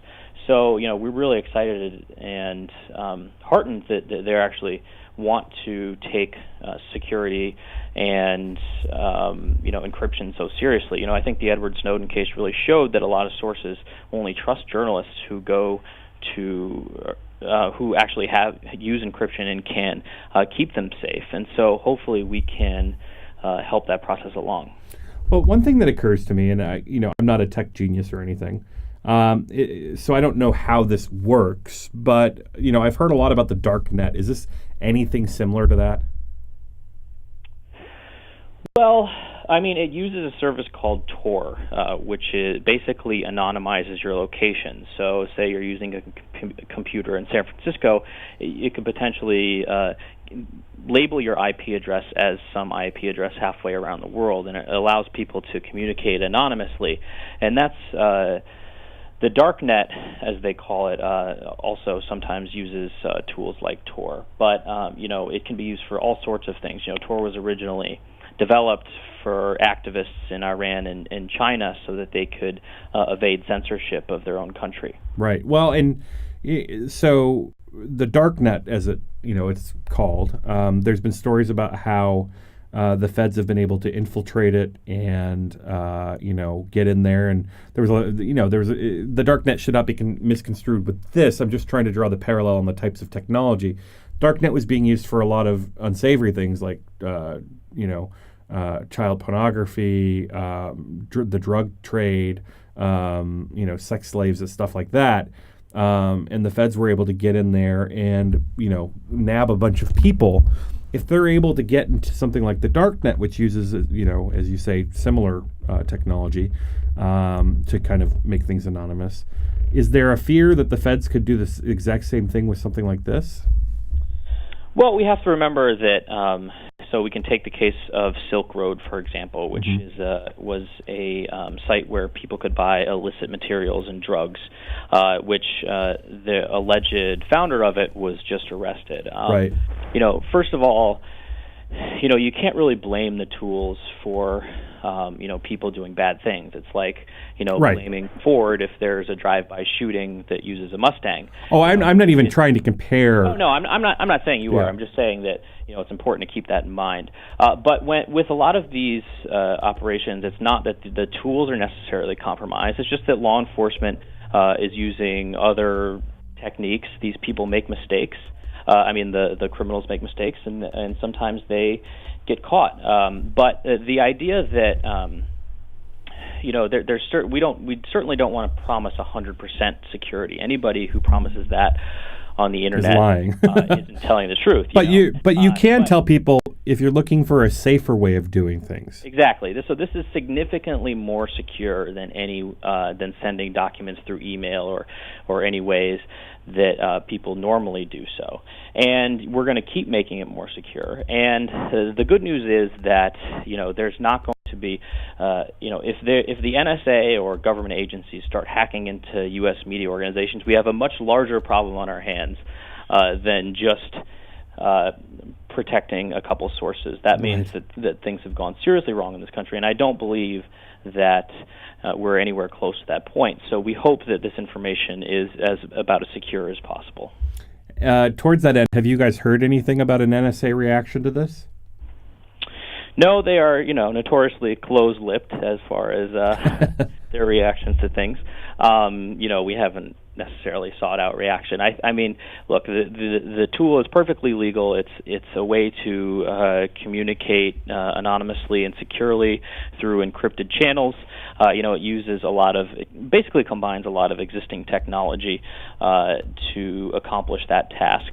And, hopefully it will kind of turn the tables. We've seen a record number of whistleblower prosecutions in the last few years. And so, hopefully this will allow sources and journals to start talking more safely again. Well, and walk us through exactly how this works. So I'm working inside, let's say, the Department of Commerce or something, and I've got some documents that show that somebody is corrupt inside the agency, and I'm worried that I could lose my job if I make it known to my superiors. So I decided I'm going to take it to the Washington Post. How would I negotiate that? Would I just go to this service and put the documents in there, and how does that work? Well, so basically every news organization will run their own version of SecureDrop. We don't actually run it on our website. We're just helping develop the software and then helping people install it and training them on it. So if, for example, any newspaper had this set up on their website, there would be a web page that you go to that's just attached to WashingtonPost.com, for example, and you would see what basically looks like a contact form that you see on most websites asking for comments or feedbacks, except there will be a little upload button there. And when you upload the documents, they'll automatically be encrypted right away. And they will then transfer to the journalist side of things, who will then see the documents on their interface. And the only thing they'll see is a code word next to the documents. That's a random code word that basically acts as the source's name. And then they can take this information to a separate computer offline and then decrypt it, see what it is, see if they want to use it, and then you can start the whole process over again to communicate back to them. It sounds like it's only a matter of time before we see this in a movie. Truly fascinating, and a really great attempt to protect sources and the First Amendment rights. As I mentioned, we've got a case that's going to end up in the Supreme Court of a journalist protecting his source. And the First Amendment right to free press is nothing if we don't have the freedom. So I really appreciate Trevor Timm. He's the executive director of the Freedom of the Press Foundation. Trevor, thanks for joining us. Thanks a lot. And you can find more about this at pressfreedomfoundation.org. You can also follow Trevor on Twitter at Trevor Timm with 2 M's. In the next hour, we're going to be chatting about the case of ACLU versus Clapper. It's a great conversation with the Electronic Freedom Foundation. And we'll also be talking to political satirist Andy Cobb from Second City. You won't want to miss it, so stick around. We'll be back after this.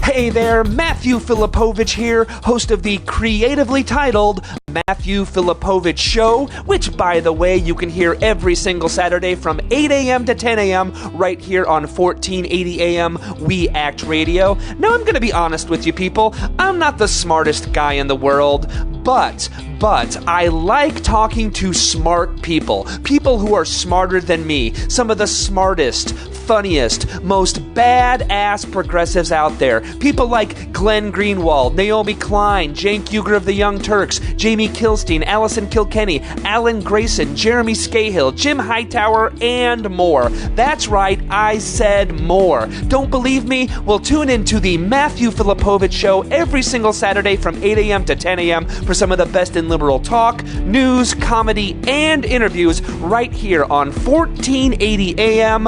We Act Radio. You're listening to We Act Radio, WPWC 1480 AM. Now get out there and do something. Does America believe in free elections? I'm Bill Newman, and this is the Civil Liberties Minute. The Justice Department recently sued North Carolina, which has passed laws that cut back on early voting and cut back on same-day registration and require photo IDs before you will be allowed into a polling place to vote. The effect of these requirements is to disproportionately disenfranchise voters who are black and are members of other minority groups. And North Carolina is hardly alone. Kansas and Arizona are leading the charge against voting as well. The Supreme Court has refused to strike down motor voter registration laws, but these states now assert that people who are eligible to vote in federal elections still can't vote in the state ones. The states say that identification and registration requirements that are illegal under federal law are completely legal under state law. In Kansas, 1/3 of the people who registered this year have already been put on a list saying, no, you can't. The justification of these laws is voter fraud.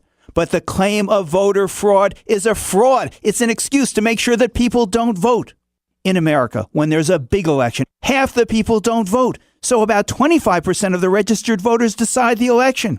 But to a lot of elected officials, that percentage is just too high. We've got to stop people from voting.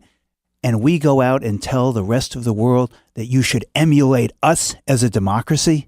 The Civil Liberties Minute is made possible by the ACLU, because freedom can't protect itself. With your Working Virginia update, I'm Doug Cunningham. If taxes in Virginia are cut by $1.4 billion, the Office of Professional Employees International Union's Mario Seneca says that there are bound to be detrimental impacts on working Virginians. We don't know what he wants to cut and what he wants to do. It's nice of him to say we're going to cut taxes and it's not going to affect anything, but every time you decrease government revenue, you decrease the work that government can do, and we understand that the only entity that's big enough to stand up to corporations and protect workers' rights is the government, because corporations on their own would run amok and do whatever they want. Seneca says education could be severely impacted, and that's why the Democrat in the governor's race wants to take a different path.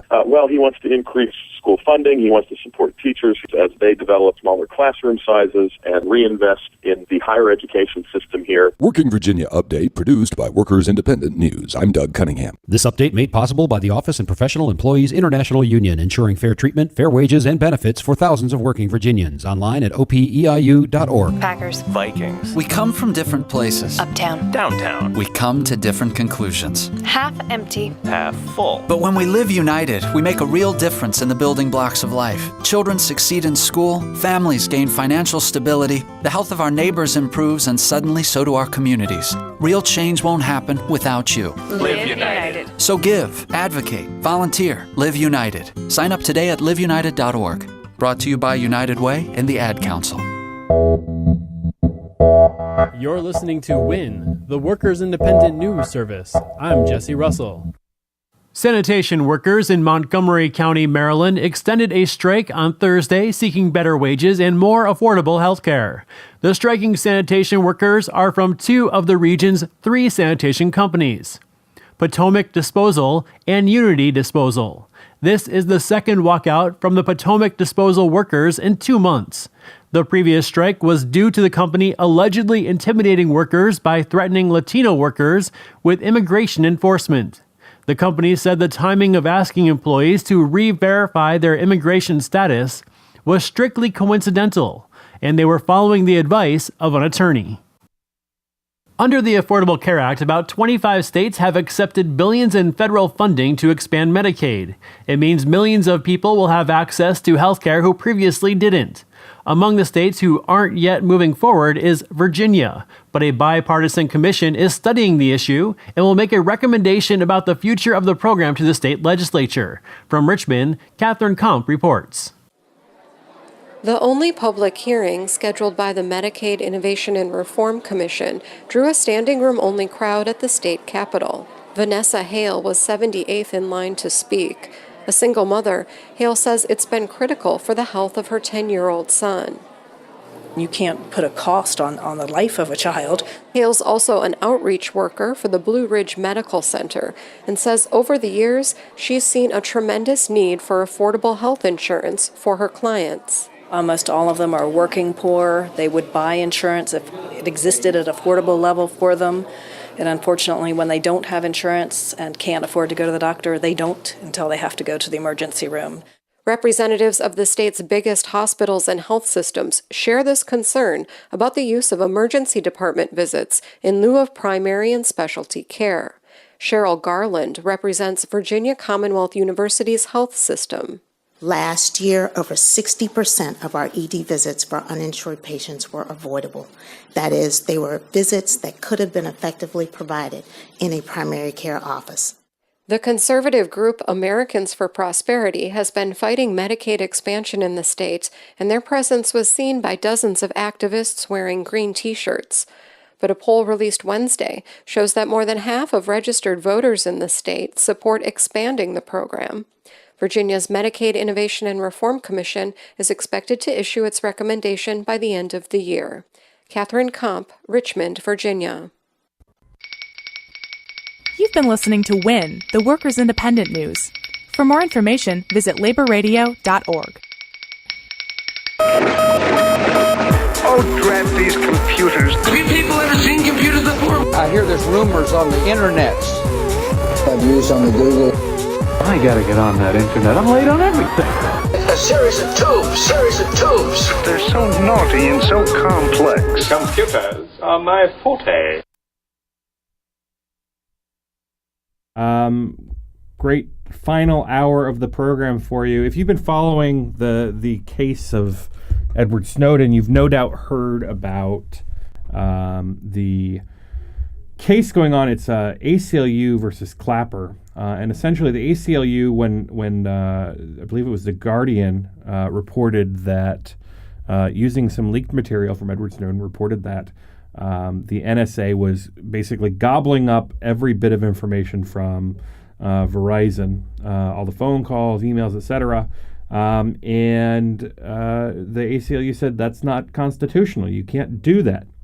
And in this case, we've had the EFF, the Electronic Frontier Foundation, has filed an amicus brief, which is also called a friend of the court brief, on behalf of Congressman James Sensenbrenner from Wisconsin, the Republican who was in charge of the Judiciary Committee when the Patriot Act was passed, basically saying we did not think this would happen. This is not why the Patriot Act was written. And that's very important because the intent of members of Congress comes up a lot in issues of constitutionality. Joining us to talk about this case is David Green. He's a senior staff attorney with the EFF. David, thanks for joining us. Sure, it's my pleasure to be here. So walk us through this case a little bit. I mean, we wouldn't obviously have known about this had it not been for, the leaks of Edward Snowden. And in fact, we were, prior to this, we were told that this was not happening by the head of the NSA. So now we know that it was happening or is happening. And the ACLU steps in and files a lawsuit saying that you can't do this. That's correct. And I should note that we at EFF have filed our own lawsuit as well. The ACLU's lawsuit is in the Southern District of New York. Mm-hmm. We filed one in the Northern District of California. So this, the legality of this program is being attacked on both fronts here. But each lawsuit essentially makes three arguments. The first is that this program isn't authorized by the statute that the government claims is its legal authorization for the program, and that's Section 215 of the Patriot Act, which is otherwise known as the business records provisions. That's the part of the Patriot Act that permits the FBI, not the NSA, to seek business records in support of international terrorism. So basically the NSA has used that and they say, okay, if we can use business records, let's use all of business records. Yeah. And that's essentially what's being said is, well, these are certainly business records, aren't they? And so one of the arguments in each lawsuit is, no, this isn't even, this isn't what that section's about. And then each lawsuit also challenges the constitutionality of these programs on both the First and Fourth Amendment.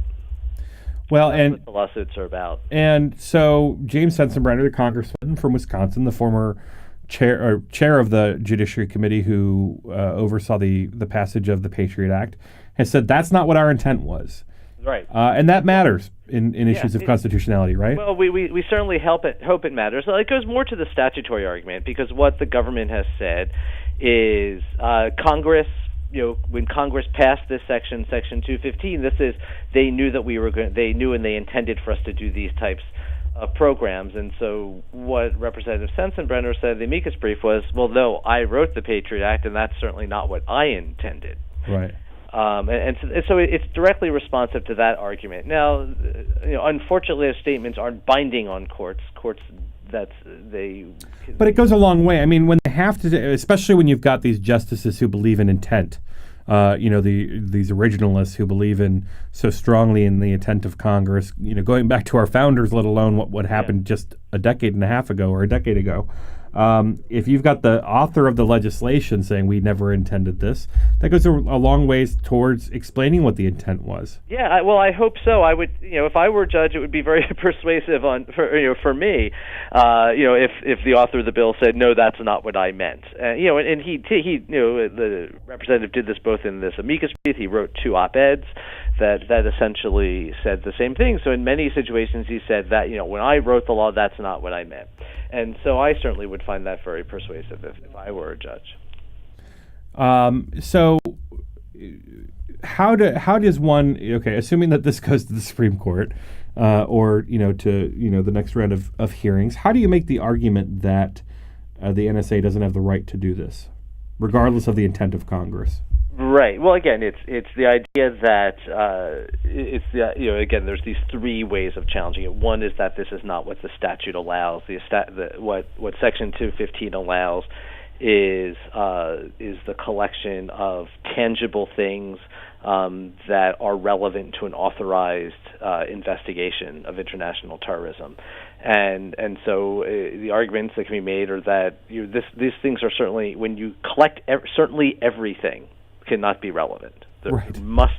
If everything is relevant, then nothing is irrelevant. And so if the word relevant is to have any meaning in the statute, it cannot be used to authorize the collection of everything.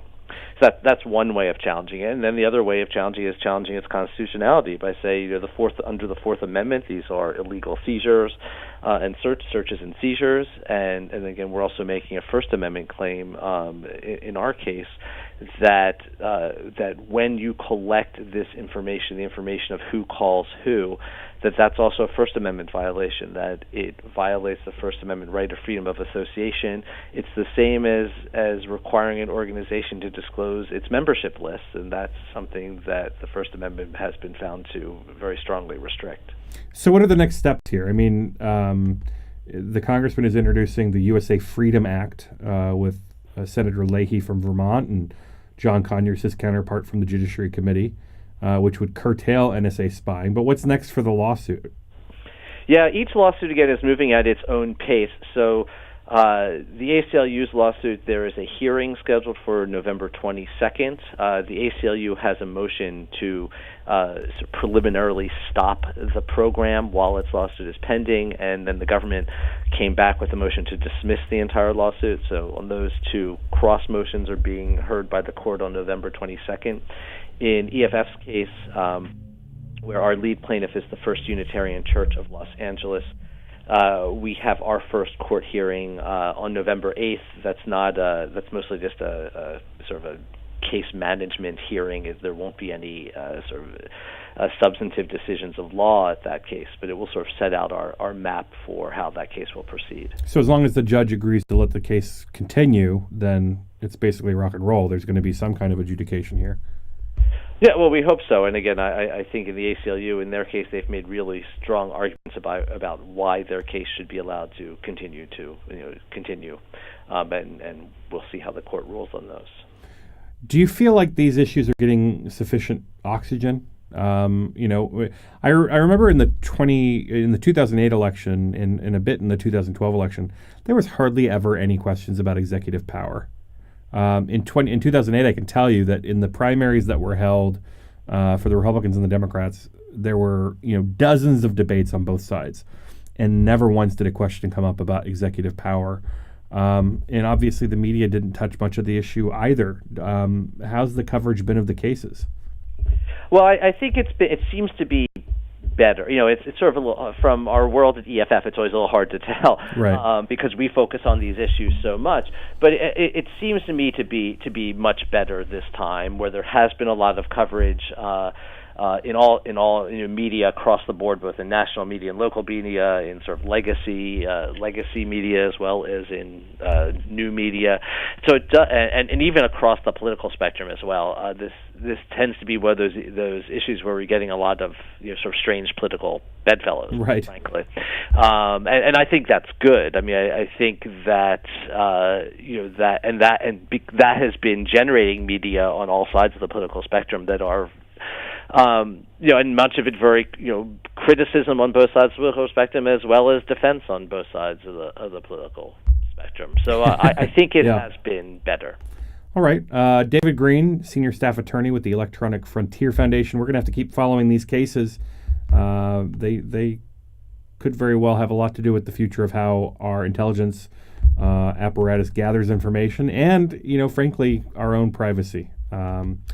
David, thanks for joining us. Sure, it's my pleasure. All righty. This is Take Action News. I'm Karl Frisch. When we come back, we'll begin to talk to Andy Cobb, Second City, one of my favorite political satirists. Stick around.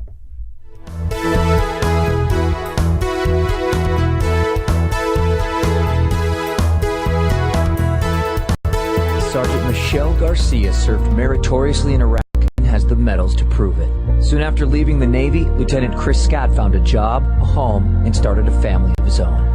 Corpsman Richard Stokely took the skills he learned in Vietnam and put them to good use as a paramedic. But soon after leaving the military, each of these veterans fell on hard times and faced homelessness. Even after Michelle lost all her savings, even after Chris wasn't able to pay his mortgage, and even after Richard battled alcoholism for years, they each reached out for help when they needed it most. A simple phone call put them in touch with a trained professional from the Department of Veterans Affairs. That call got Michelle a place to stay until she could afford one of her own, put Chris in touch with employment assistance, and found Richard a substance abuse program. These veterans are success stories not only for how they were able to help others while serving their country, but for how they were able to let others help them. If you know of or are a veteran in need, make the call. When you go on a road trip, you're careful. You follow the signs to arrive at the right place. It's the same online. Read the internet signs along the way, or you may be led astray. For example, look for the .gov at the end of the web address. If it isn't .gov, it isn't the real Social Security website. People are often victimized by misleading advertisers who use terms like Social Security or Medicare to trick the public. These companies charge a fee for free Social Security services.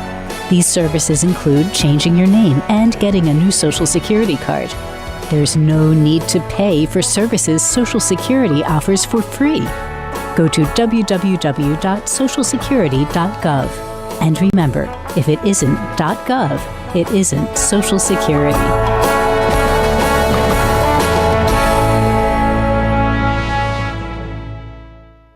Would you like to secure stable employment, affordable, high-quality child care, or an opportunity to serve your community through meaningful volunteer and internship experiences?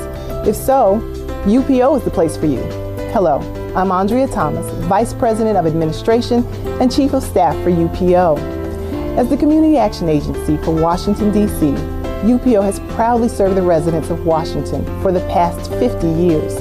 Annually, we impact the lives of nearly 100,000 Washingtonians, 100,000 people advancing their education, securing employment, maintaining housing stability, and investing in their communities through volunteerism. Our vision is a Washington of thriving communities and self-sufficient residents. To learn more about our services and how you can partner with us or donate, visit us at www.upo.org.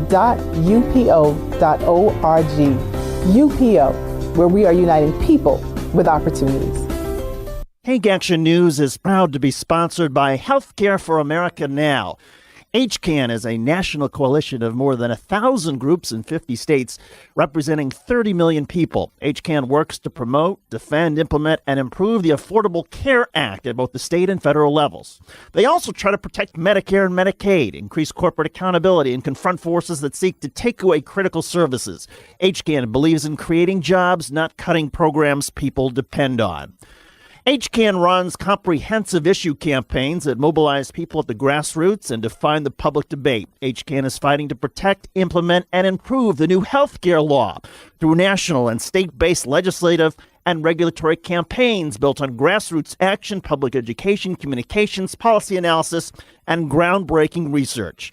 HCAN has become a respected voice and national leader on health care while continuing to focus on aggressive field activity. Support HCAN, Healthcare for America Now.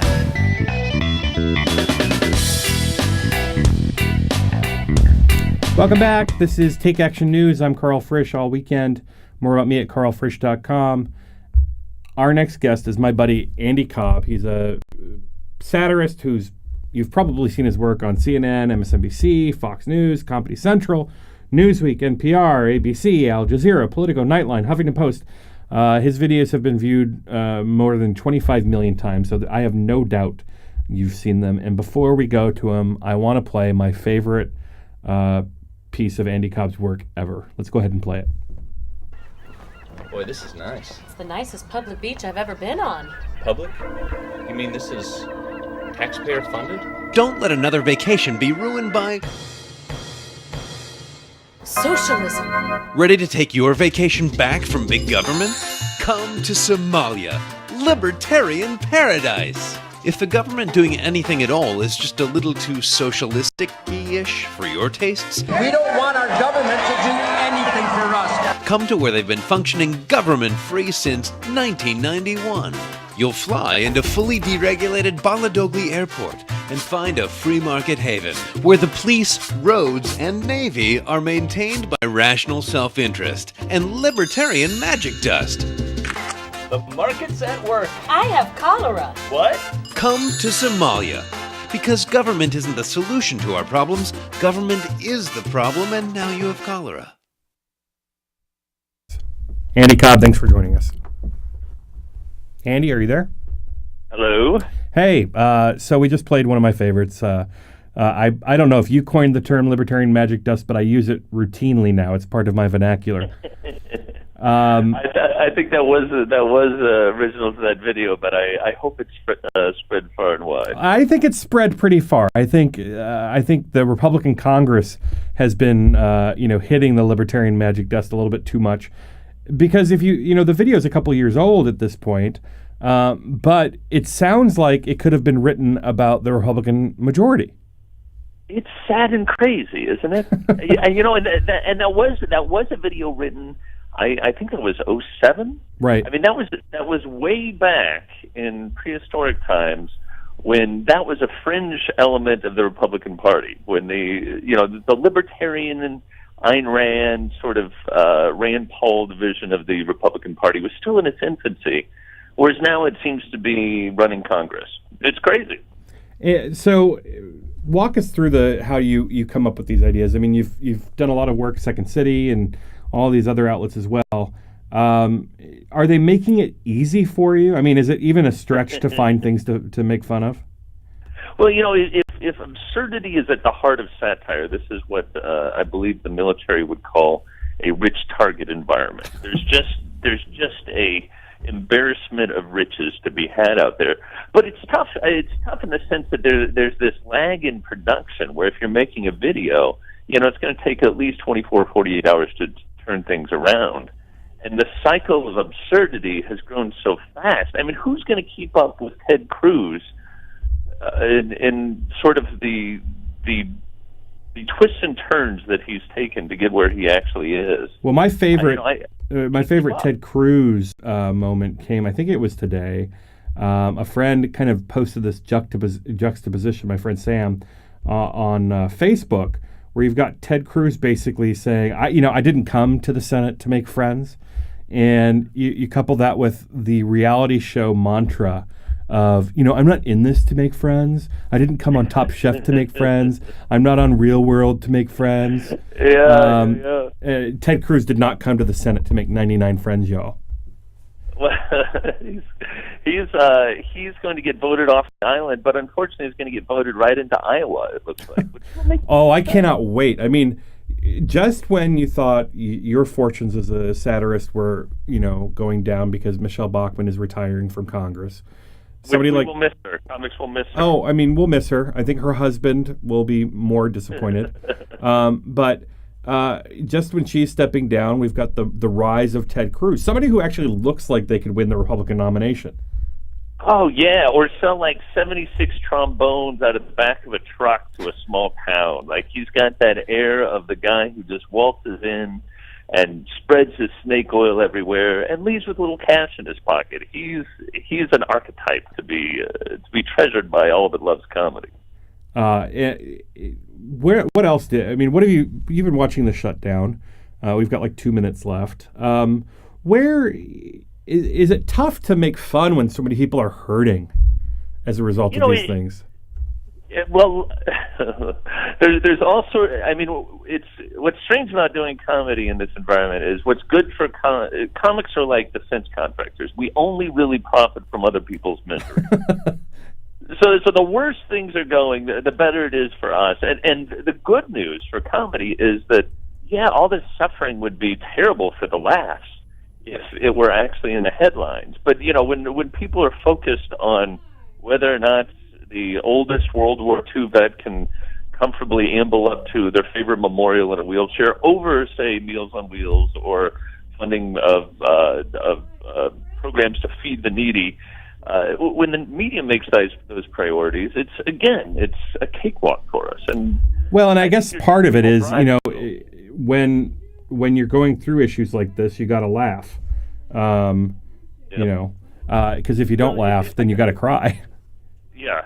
Well, they subsidize oil companies, and they're also subsidizing my apartment in the place where I live in Los Angeles. It's like a direct subsidy to the comics of the world, and I just want to say we're grateful for that. You should be grateful. Are there other folks that you watch out there for inspiration, aside from Ted Cruz and Michelle Bachmann and Sarah Palin? I'm looking real hard at Rand Paul this coming election cycle. He is ever since he went on Maddow and wasn't able to fully endorse the Civil Rights Act, I thought, here's a guy who's going to be a lot of fun to watch. In fairness to Rand Paul, I mean, the free market would have eventually led to the freedom of African Americans, right? Oh yeah. It's done so well for them up till now. How is it going to let them down in the future? It's going to solve most of the problems for poor and minority folks throughout the country, just as it has up till now. We just didn't wait long enough, right? Yeah. You got to give these things time. It's got to. I believe the phrase, Karl, is trickle down. Right. So trickle down. I don't remember if it was Mississippi or what state it was that recently. Passed the laws protecting African Americans from discrimination, but shows you that you really can't wait sometimes. Andy Cobb, political satirist, good friend. Check out his work at andycobbonline.com. Andy, thanks for joining us. Always a pleasure, Karl. Alrighty. This is Take Action News. I'm Karl Frisch, and when we come back, we are going to talk with Alan Rosenblatt, Dr. Digipol. Stick around.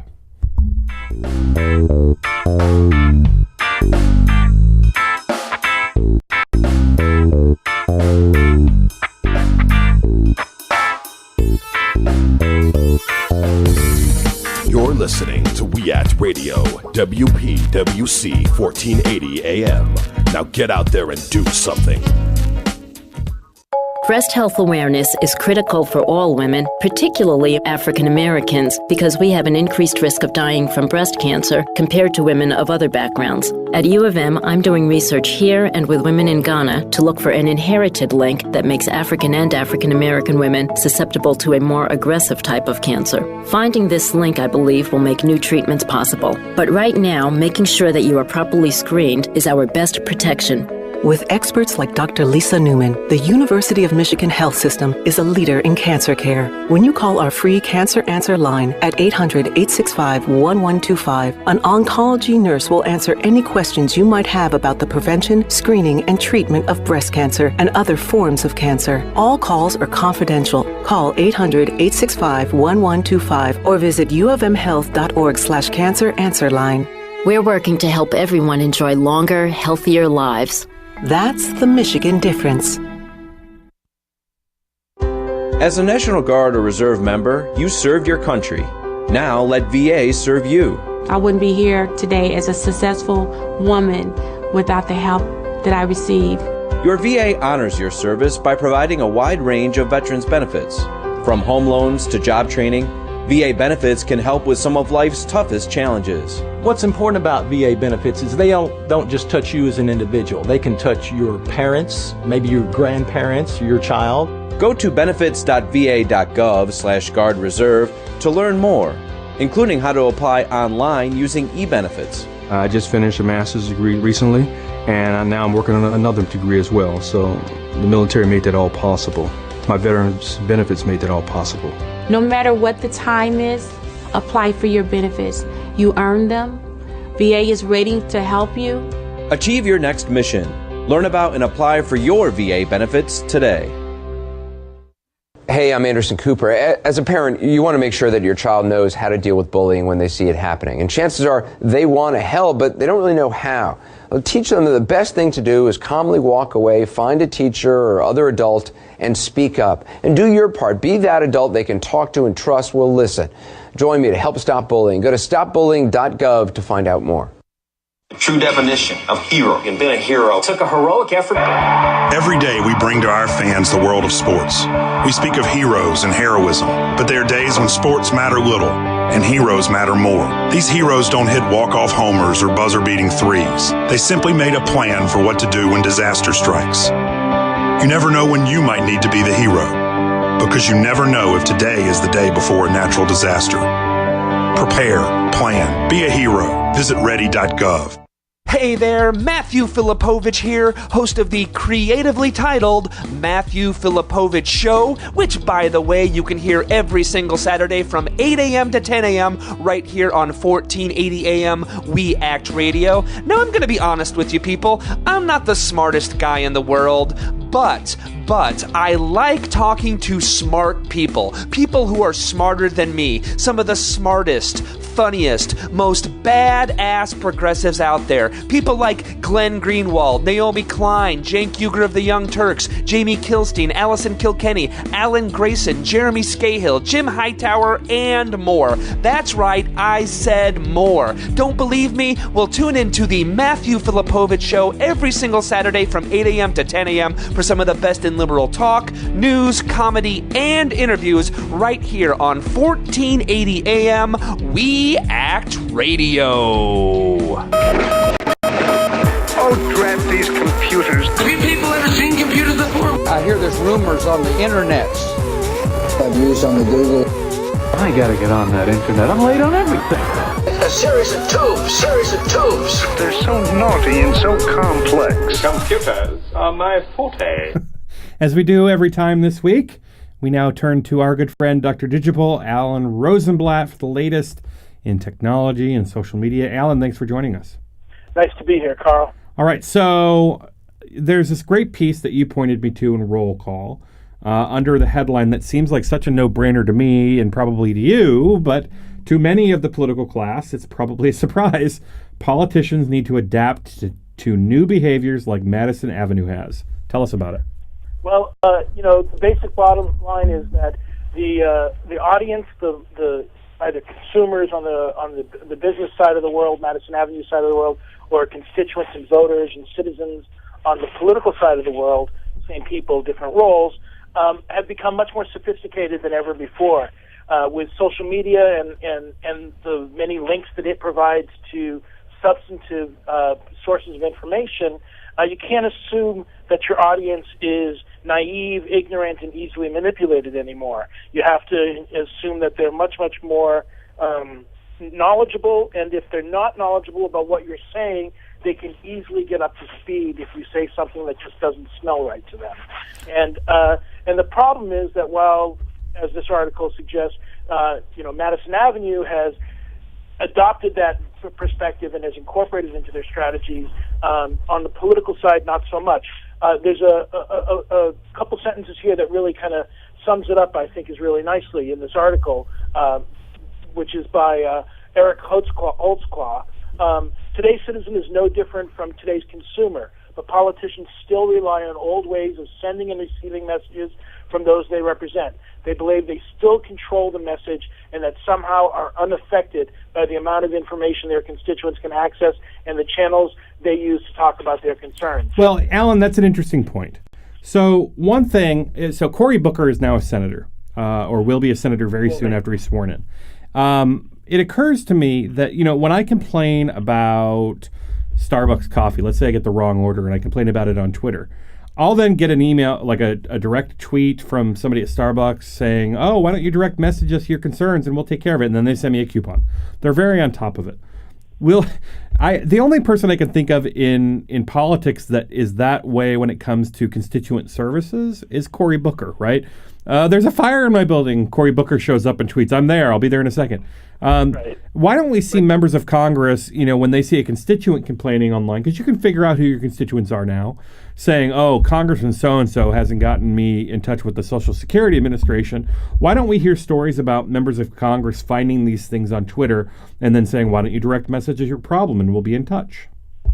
Well, let's see. My cynical answer is there are still members of Congress that force their staff to walk their dog. Now, that said, there are some members of Congress that do pay attention and they do respond, and constituent services is a particularly important element of what they do. But by and large, most of those systems were set up to work through email. There was an interesting story. I think it was Bill Sweeney, who was chief of staff at Debbie Stabenow, Senator Stabenow's office. When she was first elected, I heard him say this several years ago, that unlike other offices, we came into the Senate being able to set up now fresh new, and we did it, and his team did an analysis of what kinds of messages were coming into the office, and they discovered that 85% of their messages were coming in through email and 15% were coming in through snail mail. And so they built their constituent response system to be efficient at responding to email, but at the same time it took them about 3 weeks to respond to a letter because they didn't have in-house printing capacity and all that kind of stuff, so that slowed it all down. Now, with messages coming in so much through social media, like before, where those who had already set up their systems to deal with snail mail and had to sort of jury-rig their systems to accommodate email, now you've got a whole bunch of offices which were set up to process email or jury-rigged snail mail to then deal with email, and now they have all this stuff coming in through social media.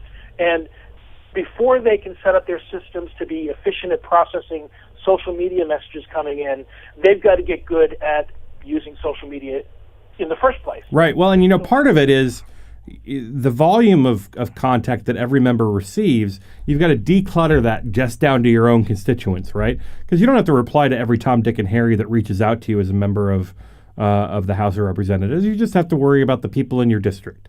Right. But it takes time, especially over email, to figure out which messages coming in are your constituents and which are not.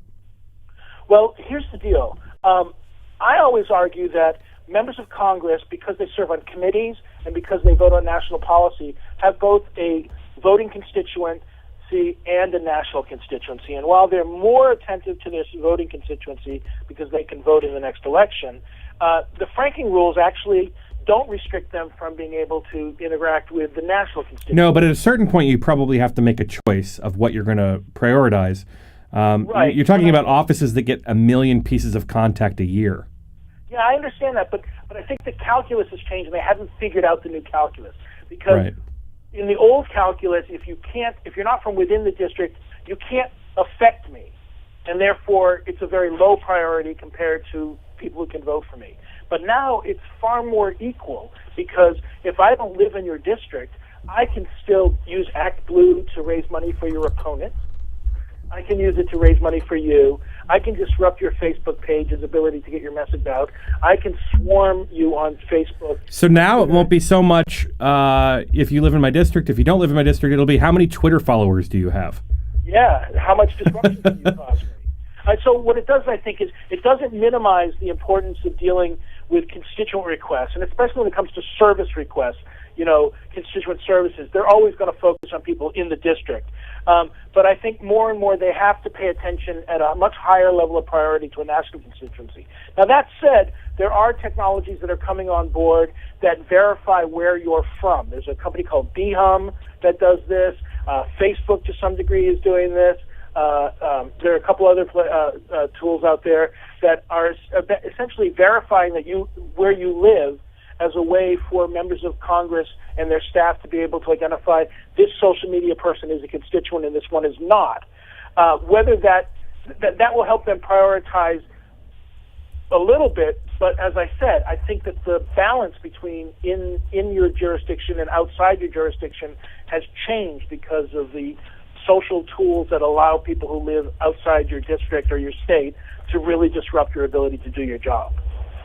It's absolutely fascinating. I don't know how, when you think about what happens inside of every congressional office, the run of the day with whatever's happening in the media, whatever legislative actions are happening, I sympathize with these offices as they try to reinvent themselves when it comes to constituent responses, because there's just so little time in the day to do anything that's new and not part of a, run-of-the-mill, actions of the House.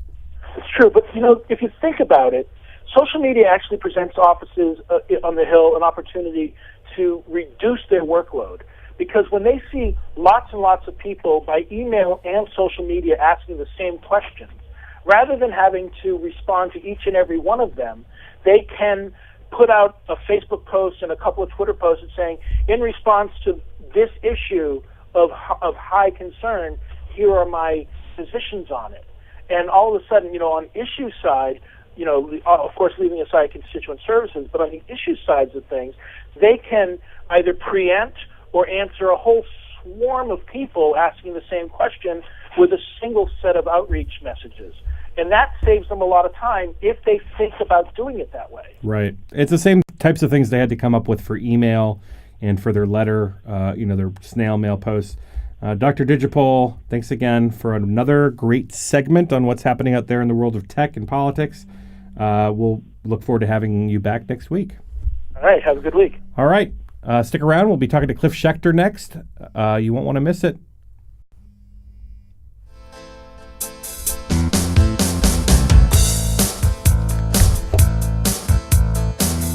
For me, guns are for hunting and protecting my family. I believe in the Second Amendment, and I'll fight to protect it. But with rights come responsibilities. That's why I support comprehensive background checks, so criminals and the dangerously mentally ill can't buy guns. That protects my rights and my family. Tell Congress, don't protect criminals. Vote to protect gun rights and our families with comprehensive background checks. Demand action now. Hello, everybody. I'm David Shuster, your host of Take Action News. On our show, we talk government, politics, and what you can do to have an impact. We're nonpartisan, report like hell, and let the chips fall where they may. We feature segments like social media, activists of the week, and the latest news affecting our communities. So join us every Saturday and make a difference. Yes, you and I, we can do this. That's Take Action News on the air, online, and at your podcast convenience on iTunes each week on the We Act Radio Network. Say you want to go to college. Yay! A Big Ten college. But you don't want to feel like part of the, well, you know. Is there an answer for you? Of course. Indiana University East. Go Red Wolves! Indiana University East. You'll get the quality of a Big Ten education in a small college setting. IU East offers more than 50 fields of study, from accounting to political science, taught by internationally recognized faculty with an average of 18 students per class. So it's not, student number 95A-6273, please report to. It's more like, hey, John, welcome to class. Best of all, you'll graduate with one of the most respected degrees anywhere, a degree from IU. Don't wait. Go to iue.edu. or call 800-959-EAST to arrange a visit to Indiana University East. IU. Focused on you. We Act Radio is a very proud partner of the Start at Westminster, a harm reduction, prevention, and awareness initiative sponsored by the Westminster Presbyterian Church right here in D.C. START stands for Syringe, Treatment, Advocacy, Resources, Training. These are the core elements of the harm reduction philosophy at START. The goal of this program is to reduce transmissions of HIV, hepatitis, and other bloodborne infectious diseases by empowering those at risk of infection with the tools, resources, and referrals they need to take charge of their health. Over the past year, the Start at Westminster tested over 1,600 people, and they're averaging about 150 tests each month. And of course, with the proper funding, that number could go even higher. For more information on this terrific program, go to www.startatwestminster.org.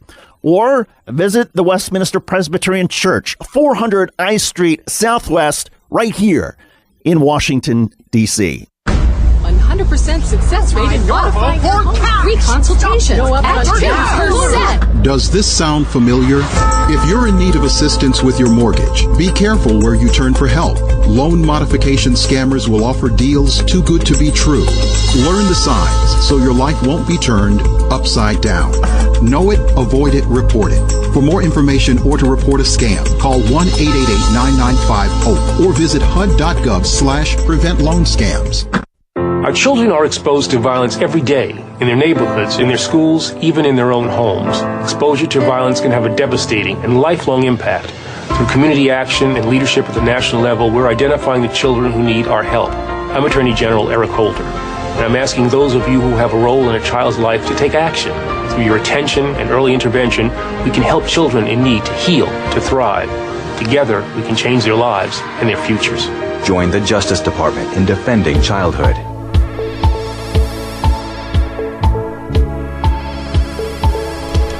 Welcome back. This is Take Action News, 47 after. As we finish up the show, I wanted to get you some news that broke at the end of the week. Rather fascinating and really great news. The Supreme Court of New Jersey announced that it will not issue a stay as it considers an appeal to Supreme Court Justice Jacobson's historic ruling affirming marriage equality. On Monday, marriage licenses will start being issued for same-sex couples in New Jersey. Gay equality is not necessarily a shall, marriage equality, but as this happens, etc.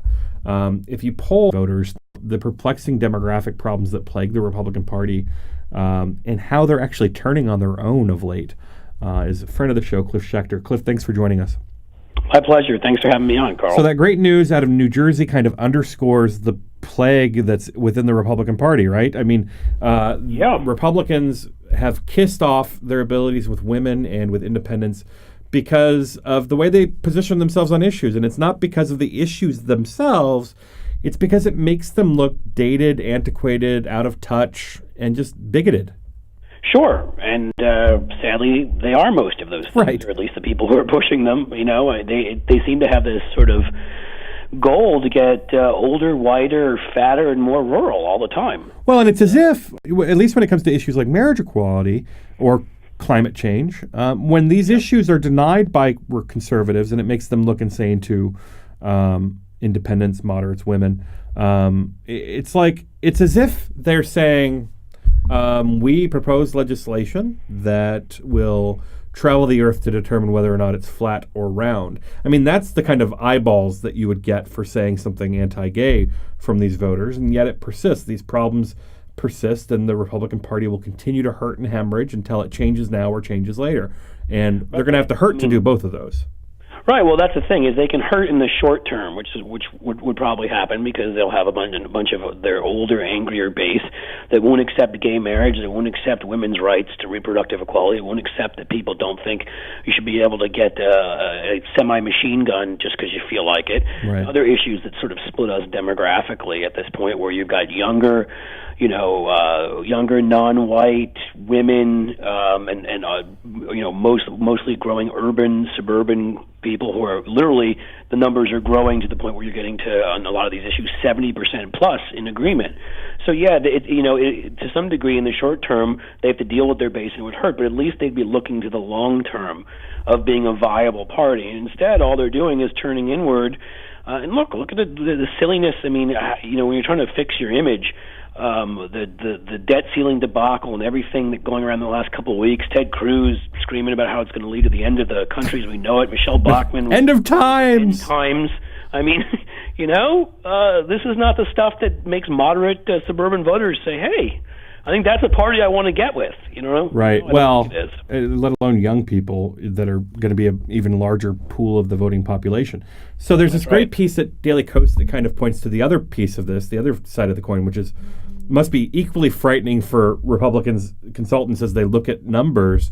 So if you know that your constituency is like octogenarian, white, mostly male, Fox News viewers, you probably want to avoid targeting the things that they like about government.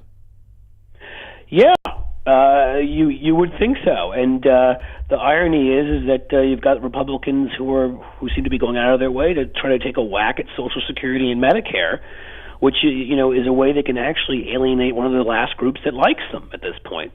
Old people, but they're doing it. They just, it's like they're doing everything they can to squander the institutional advantage they have in the House. They gerrymandered to a point where they should be able to hold on to the House regardless of demographic trends for a good 20 years. That's right. But it's like they're doing everything they can, tripping over themselves to screw that up. Well, and they're doing it because, it would take a wave election for them to lose the House, and now that's building. I mean, we're a year away, and that's a long time in politics, cliche. I'm not willing to say that it would happen in 2014, but I can see a scenario where we get halfway there in 2014, and with Hillary Clinton on the ballot against somebody that has to placate the Ted Cruz type base of the party, perhaps even Ted Cruz. Perhaps him, yes. She could carry Texas. She could carry... Arizona, 40 states. Yeah, a bunch of these states that are especially swing states that are trending in a Democratic direction. No, you're absolutely right, and I'm not ready to say it'll happen in 2014 yet either. But guys that are pretty careful about this stuff, that are pretty we call conservative in the old sense, not in the lunatic sense now, but in the sense careful of being right. Yeah. Charlie Cook and Stu Rothenberg, right? Like that are even starting to say that this could happen because when you start seeing numbers where the Democrats have a generic ballot advantage of 8 points, and it really should take around 6 points for them to be able to take back the House, you're now looking at a situation where in districts where you have a +5 Republican lead, for example, +6 Republican, advantage, they could lose. And you start looking at South Dakota, where everybody had just written that off and was like, well, our guy Tim Johnson is retiring. A former Daschle staffer is running with not out huge name recognition. They've got a former popular governor or popular governor in Mike Rounds. And a poll just came out and showed it's about a 5 or 6 point race now because Mike Rounds is being associated with the crazy party in Washington. His numbers have tanked. So if these guys have to put money into winning South Dakota, that should tell you something about where they are. Well, it'll be the umpteenth Senate elections that they failed to get the majority. And in 2016, with Hillary potentially on the ballot and with better states for us to be running for the Senate in. Think about it for a second, Karl, which is Hillary Clinton, or certainly a strong Democrat at the top who wins big, and now they've got all these guys who were elected in 2010 during a Republican wave with Koch money before Democrats decided to understand Citizens United. People like Ron Johnson in Wisconsin and Pat Toomey in Pennsylvania and Kelly Ayotte in New Hampshire, who are way too conservative for those places. And a bunch of the people I just mentioned, including Toomey and Johnson, decided to go ahead and vote to allow us keep the government shut down and explode the debt ceiling. Right. So good luck defending those votes in center-left states when the time comes. Right. Not only that, there's always the surprises, and those people could still be primaried. That's how crazy these people are. Tina Dupuy does a good job of comparing this to the Whigs. The Whigs went the way of the dodo bird because of the know-nothings in Congress, and now we've got the know-nothing, do-nothings in Congress. Well, they're right, because the Northern Whigs who thought slavery maybe was a bad idea were not pure enough for the Southern Whigs. And it seems that's always it. It's always the Southern right-wingers. Nobody can be pure enough for them, so they kill themselves over and over again. Sort of a recurring theme in U.S. history. And this preoccupation that the right seems to have with not being conservative enough. It's funny that the folks that they always identify as being the touchstones, they're not even conservative enough. They're all Southern, with the exception of a very few. Right. Well, now look, Mitch McConnell's not Southern, not conservative enough now. Thad Cochran, they just announced that 3 of these crazy groups like DeMint's former group, the Senate Conservatives Fund, and some of these other ones are going to support somebody running against Cochran, in as if he who votes right wing on virtually everything isn't right wing enough because he didn't vote to blow up the economy. They keep moving the baseline on how pure you have to be. Already you had to hate Obama, think he was from Kenya, believe that supply side economics works, global warming isn't happening, gays are evil, guns are the best thing in the world, and the rest. But now it's moved over further too. If you're not willing to blow up your own economy to sort of stick your tongue out at the other side, then you're not pure enough. So where that baseline will move to next. We've got like 2 minutes left. What do you think of, after the 2012 election, the base was shocked. We thought the polls were skewed. Karl Rove and Fox News and Rush Limbaugh and all of the conservative media said we were going to win and that Romney was going to pick up seats in the Senate, and none of that happened. We're not going to support you anymore. And now we've told, they were told for the last, 6 months, we're going to repeal Obamacare, and we can do it. We can repeal or defund Obamacare. And they got nothing out of the shutdown. When do they stop giving money to these people? Well, never. That's kind of the sad thing, or it depends who you're talking about. If you're talking about the rich sort of Wall Street side, they've already gotten pissed now and threatened their own party, and we'll have to see if they actually do what they say they're going to do. But, a lot of those guys could have lost a lot of money had this thing not gone down the way it did and had we gone over the debt ceiling. And so maybe some of them will be pissed. Certainly I've heard of, against old Cantaloupe calves, Steve King, they're supporting a more sort of Chamber of Commerce type in a primary. They're talking about doing that in other places. So maybe they will try to reassert themselves that way. But in terms of the small donors, this is all just a con. They're going to keep giving money. The Tea Party, the types of the Tea Party makes all of their money off that. Sarah Palin gets rich off of these dupes with the same people that get these emails, that I've got money for you in a Nigerian bank or I've got a cure for cancer. I mean, sadly, this is the least educated segment of our society who gets fooled very easily. They believe what they hear from Fox News and Rush Limbaugh. They bought their survival seeds and their gold and everything else. And they can't afford it, but they're going to keep giving $10 a month or $50 a month or whatever they can afford so that Sarah Palin, and I'm sure in a few years from now, Ted Cruz, when he gets his own radio show or TV show on Fox, can be rich at their expense while they remain poor and angry. And it's a shame, really. It really is. Well, at some point we need to stop asking what's the matter with Kansas and say what's the matter with, Republicans in this country. Because they must see this happening. I mean, Michelle Bachmann is leaving for scandal just like Palin did, and she's going to make a fortune doing it. Oh, I mean, look at the Huckabee model. Well, I mean, the Huckabee model is a good example. He's made a killing. He keeps flirting with running for president. He's never going to do it. Cliff Schechter, we'll get back into these crazy Republicans at some other point, but it's been a good week of the show. Cliff, thanks for joining us. Thanks a lot, Karl. All right, this is Take Action News. Special thanks to Pete and Troy on the controls.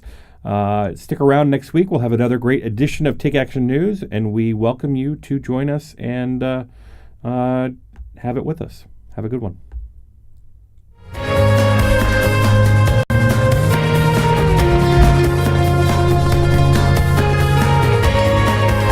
I'm Gary Johnson, former governor of New Mexico. Last year, my state became the 12th state to allow medical use of marijuana by patients who are seriously ill. Some people were surprised that a Republican governor supports medical marijuana, but I'm hardly alone. Groups like the American College of Physicians, American Nurses Association, and American Public Health Association have all acknowledged the medical value of marijuana. New research about medical marijuana is coming out almost every day, showing remarkable potential in all sorts of serious conditions, including cancer, AIDS, and chronic pain. But some in government still want to put politics and ideology ahead of public health. To learn more about medical marijuana and what you can do to help, contact the Marijuana Policy Project at 1-877-JOIN-MPP or visit them on the web at mpp.org. Thanks.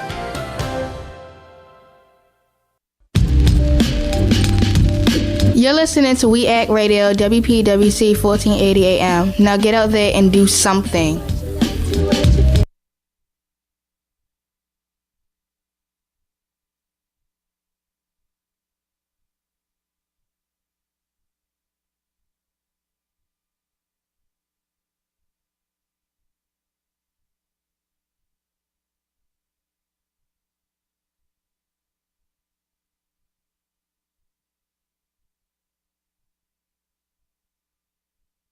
Like the Consultant Group Business Management Associates, will likely be paid late on outstanding invoices and forced to finish projects in much less time.